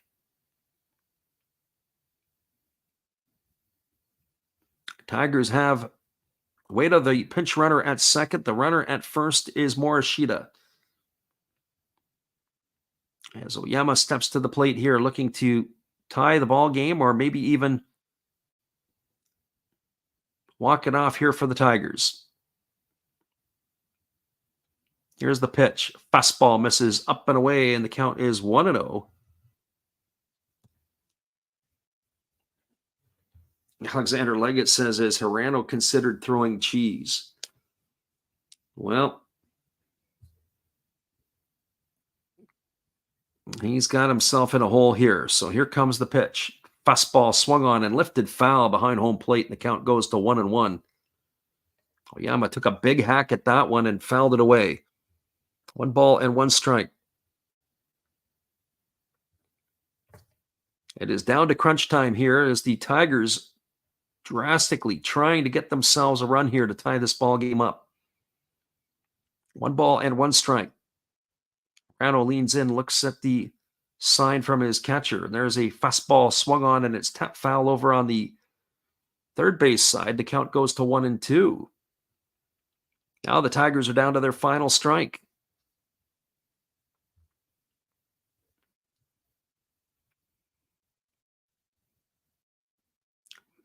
Buffalo fans biting their nails. Tiger fans hoping for something to happen here. Here comes the 1-2 pitch. Hirano gets the sign from his catcher. Hirano holds at the belt, and now he pitches. Fastball misses well off the plate, and the count goes to 2-2. Chris is saying, one more strike, come on. Well, let's see what happens here. 2 strikes. If I was Hirano, I'd be giving a steady diet of slop up to the plate here. Split finger diets. Each and every pitch. Here comes the 2-2. Fastball just misses off the outside corner, and the count runs to 3-2 on Oyama. Oh, that pitch didn't miss by much. I wonder if this game was being played in the Kyocera Dome, if that would have been a called strike 3. The pitch was a little bit low, though. 3 strikes. Right-hander Hirano holding set. Here's the pitch. Fastball swung on and missed, and that's your ball game. Hirano has struck out Oyama to end the ball game here in the inning as he went chasing a split finger pitch in the dirt. And that is going to do it here as the Tigers fall to the Buffaloes 5-4. No runs in the inning, no hits, no errors, but there was 2 runners left aboard.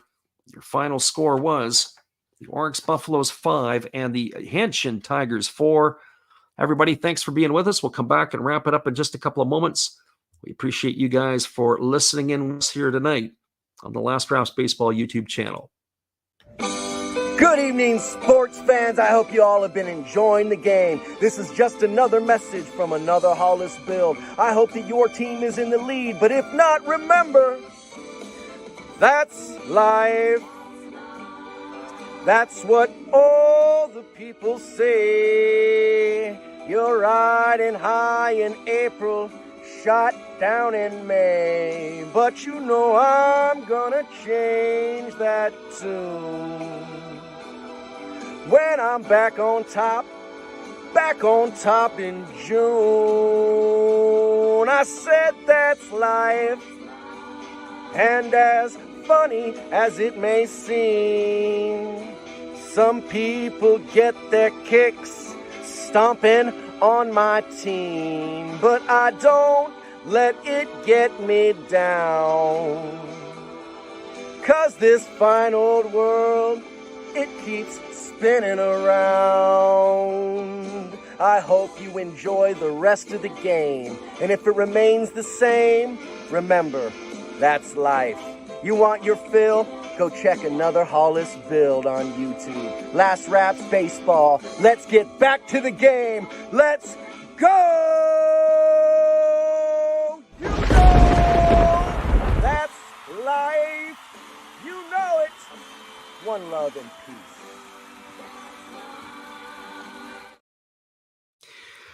Welcome back, everybody. Well, that was quite the final here tonight. Almost a 4-hour affair between the two Osaka-based ball clubs. We appreciate you guys for listening in with us tonight. We'll give you a quick rundown of how this game transpired. The first run of the ball game was by the Tigers in the second inning, a leadoff single by Oyama. After Sato struck out, it was a single by Noisy. And then it was Sashiro Sakamoto bouncing into a fielder's choice that brought home Oyama with the first run of the ball game, and the Tigers were up 1-0. The Buffaloes responded in their fourth inning as with 2 out, Yumatangu hit a solo shot to almost straightaway center field, that evened the score at 1. Buffaloes added to their lead in the fifth inning Leadoff single by Kotaro Kobayashi. Kenya Wakatsuki singled. And then Taishi Haruka bounced into a fielder's choice. That brought home Kobayashi with the second run of the game for the Buffaloes. Then up stepped the pitcher, Kohei Uzuma, and he reached on an error by the pitcher, Ito. That put runners aboard at first and second. After a pop-out by Kai Nakagawa to second base, Yumamune hit a 2-run double to bring home Haruka and Uzuma to make the scoreline 4-1. Buffaloes again added to their lead in the sixth inning, a leadoff single by Tongu. A walk to Gonzalez. They were sacrificed over to second and third by Kobayashi. And then a sacrifice fly by Kenya Wakatsuki drove home the pinch runner for Tongu, which was Ryo Adachi, with the fifth run of the ballgame for the Buffaloes. Well, the Tigers made it interesting in the bottom of the seventh. A leadoff single by Sakamoto, a single by Kanami. After a flyout by Itohara, up stepped Chikamoto, who walked. That loaded the bases.